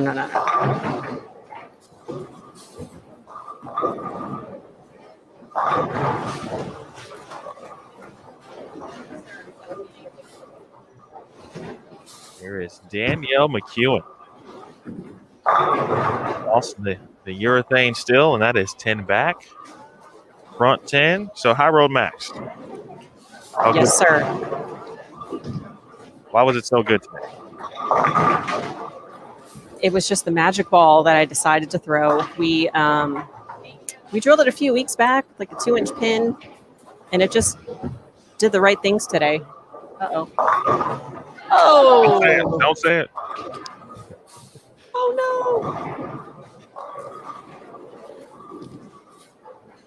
This is becoming very interesting. We're navigating a lot of things here. It's actually kind of fun. It puts a different spin on I like it. Regular interview here. Here we go. She doesn't like it. No, she did not like that. Okay. Oh. Wow. But we don't get brownie points for looking pretty. So 10 down is 10 down. It looks good on the scoreboard. Yep. One interesting aspect of, and obviously, right, you see Shannon and you see Danielle in your screen right now, folks. Shannon went right over to Danielle, gave her a fist bump to basically say, all right, it wasn't the best one you could throw, but that's good. I feel like she went right into Team USA mode in that aspect. Oh, yeah. You know what I'm saying? I enjoyed that. I enjoyed that very much. I know exactly what you're saying because honestly, like at the end of the day, we're all friends. We don't want anybody to bowl badly. And if someone is bowling great, they deserve it, So give credit where it's due. For 300? Oh, a little high, but 4-pin. At this point, I think anybody would take a 299 game, myself included. Indeed. Highest game of the day. All right, Steph. Now, you've talked a little bit about, obviously, the high road max. Yeah. And after some discussions, we were talking about the practice session, and certainly this pattern, I believed, and we all believed, that would favor your area of expertise and how you like to see the lanes. Certainly, I have to assume that was the case. You got comfortable pretty quickly. Yeah, so practice session yesterday went okay for my standards. Really wasn't seeing the picture, to be honest with you. A lot of my balls weren't slowing down in the right part of the lane, and got out the high road max that we drilled probably a few weeks ago, and it just was doing the right things. We have about a 2-inch pin layout on it, so I think that has a lot to do with it. But I threw it all day today. I just kind of used my speed to my advantage. I do like to play pretty straight, and I didn't have to give away the pocket a ton. So I mostly kept the ball in play today. I think I had 3 splits all day and then 1 makeable open. So overall, I didn't give away a ton of pins, of course. I bowled great. So it's going to be an awesome lunch break for me and my roommates because I'm rooming with Shannon and Taylor Bailey. And, this block is over, and it's great, and I'm super excited, but there's still a lot of bowling left to do, and as we've seen before, when they strip and re-oil, the pattern can change a little bit, and then, of course, everybody's got a little bit of a different mindset going into the next block of, okay, this didn't work earlier, let's try something different. So I just really have to keep an open mind and, of course, just stay within myself and execute good shots and, just see how it goes. Steph, 36 feet, something we don't typically see too often out on tour. Just tell us the initial reaction when, the players get to see the graph and what they're bowling on 30 minutes prior to the practice session. Just tell us a little bit about your excitement seeing a shorter pattern out there for a change. I was really excited, to be honest with you, because like you just said, we haven't seen it. And we are bowling on HPLs, which is a higher friction surface. So I just figured, you know what, I'm going to be able to use my speed to my advantage this week. And that's kind of what I saw today. I didn't change balls a whole lot. And I just kind of stayed within my own little zone and just played to my game. And that's how it worked out. Good. It worked out well. Chuck Gardner's over here in front of me just saying, just tell him that you're good. So I'm just good. I think you have a BFF type sister behind you. I think so. Oh, she left. All right, Steph, we appreciate it. Go have some lunch and get ready for round 2. Yes, sir. Thank you. Hopefully I'll see you later. You will. Steph. Bye, everybody. All right, that is Stephanie Johnson, ladies and gentlemen. Excellent stuff there. That was something else. That was and Emil just takes off his headset. He says, 1 sec. Uncharted waters here. Believe he's trying to set up our next interview, so we'll let him get that going here as we get toward the end of round number 1 of qualifying here at the PWBA Albany Open. 6 games in the books, a 36-foot pattern, so as we expected, a little bit higher scoring pace. We got to see that throughout the course of today. Danielle McCune finishing up her block. 299, we left a 4-pin on her final shot for that to get to plus 231. Looks like Stephanie Johnson, as we mentioned, at plus 291, the early leader. She had a run at 300 as well. The front 10 before a 710 slowed her down to a 287 start. So, for Stephanie, has been near the top of the standings throughout the course of the day. A few other players have been in contention. Sydney Brummett as well. Taylor Bailey led a little bit earlier in the block, but I'm still trying to figure out what Emil is trying to navigate here. See if we got another interview. Looks like he's potentially ready to join the broadcast again. Let's bring him back in. Sorry. I'm trying to do a couple things here. To Scott's question, no. She did not have surface on her high road max. It was out the box. Not sure what finish that was, but it was fresh out the box. Now it has some lane shine on it. So to answer that question, and Aaron, I would like to talk with Mallory Nutting if we can, and I'm hoping we can just have her just for a few minutes, just to get a non-member perspective on what she saw. Finished to this game with, or this block, I should say, with 235. She's had only 1 game below 200 today, and she was at plus 113 prior to the last game. So a bit of a different perspective, if you will, which is hopefully what I'm hoping for. But we'll find out. But so Curtis is trying to get Mallory on, and then Tennille is given the official announcement that round 1 is complete. Not practice. That was last night. That was yesterday, indeed. Mallory is a player who, as you mentioned, not a member, but does bowl quite a few events over the course of, you look at the professional landscape. She is from the, I guess, the New England area. I'm not 100% sure which part of it, but she's in the northeast section of the United States. So, of course, a lot of great competition, great things to bowl in this area as well. So past champion at the women's championships as well. So there you go.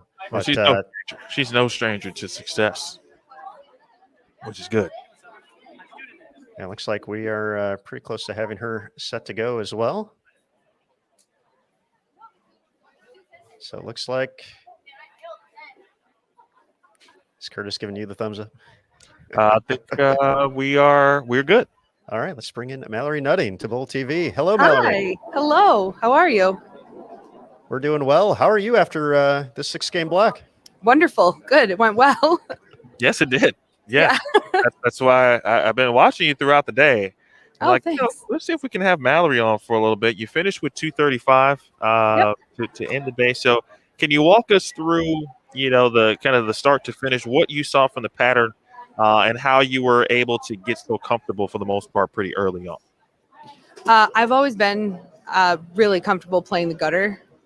So being able to stay in the same part of the lane and just change balls, I had enough versatility in my arsenal that I could go from a warrant solid, which is pretty strong, kind of balled down to my intimidator pearl, stayed in the same part of the lane, tried a Black Widow in the middle there. It wasn't exactly what I needed, so I switched to a Web MB for the last game, and it was a lot cleaner. So we're probably going to skip the Black Widow the next round, but it was nice to be able to stay right where I was and not have to, try to creep in too deep or jump around the lane a lot. Now, Mallory, as Curtis was getting you to join the broadcast here, we were talking a little bit that you are a non-member, but you do compete in a ton of competition, a ton of tournaments. So for the folks who may not know you, tell us a little bit just about kind of your background in bowling, where you're from, and just why you like coming out here on the PWBA tour as well from time to time. So I'm from Maine. I actually bowl at Bayside Bowl in Portland. So being around the PBA when they come kind of gives you some inspiration to come and bowl with these girls. And I bowl the NEBA tournaments on the New England coast. So a lot of those, the competition there is about the same. So if they're close enough and it's a not too long of a drive or a flight, we'll make it work. I bowled Queens a few times, went best this year compared to the last few years, but Bayside Bowl is a unique experience, as I'm sure everybody knows from watching on TV. So it's nice to come out here and represent them and make them proud. So how do you prepare if you can? You just talked about the arsenal and the stuff that you may eliminate. So you've had a good block, and we often hear players obviously talk about keeping that process the same. How do you keep your process the same when round 2 hits here in a few hours? Treat it as a new set. Don't try to do exactly what I did. Know that they might play a little bit different. Stay with the same game plan, but don't force myself to stick with that game plan. If it's not working, maybe make the moves to the different balls faster. Maybe try the Black Widow if we switch to the MB and it's not working. Maybe it'll work the second squad in that same area. So try to keep it as close to the same as possible. All right, Mallory. Well, first off, great bowling throughout the course of the block. You put yourself in great position to put together another great 6 games coming up a little bit later today. So we'll let you get ready for that, of course, and those final preparations with the equipment as well. But thank you for joining us here on Bowl TV, and thank you for having me. The way out. Thanks, Absolutely. Guys. You're welcome. Thanks. All right, Mallory Nutting joining us here has put together a solid performance in the early going here. PWBA Albany Open. Emil Williams Jr. We're about done with this broadcast. So some initial thoughts here from the excitement in at Kingpin's Alley. I think it went exactly, maybe not exactly, but just how I thought things might go. There would be some high scores, some opportunities certainly at 300 games. We got close, 299, 287 earlier today. Several 279 type games out there as well. And we're seeing players certainly who enjoy playing the gutter have success. Maybe those who don't necessarily enjoy it or aren't as comfortable or familiar with it. Maybe not having the success that they are hoping for. And I think also seeing players like Mallory Nutting who viewers may not know also having success because, like she said, hey, I like playing the gutter. So, for me, it's an opportunity to, essentially perform, and that's what she's done. And several players like her as well. Once we see the final standings, and they may be updated, they may not be, but, I think the first couple, Steph J, we talked about, what she has brought to the table and, like short patterns, being able to keep her angles in front, straighter player. Sydney Brumman was very good today.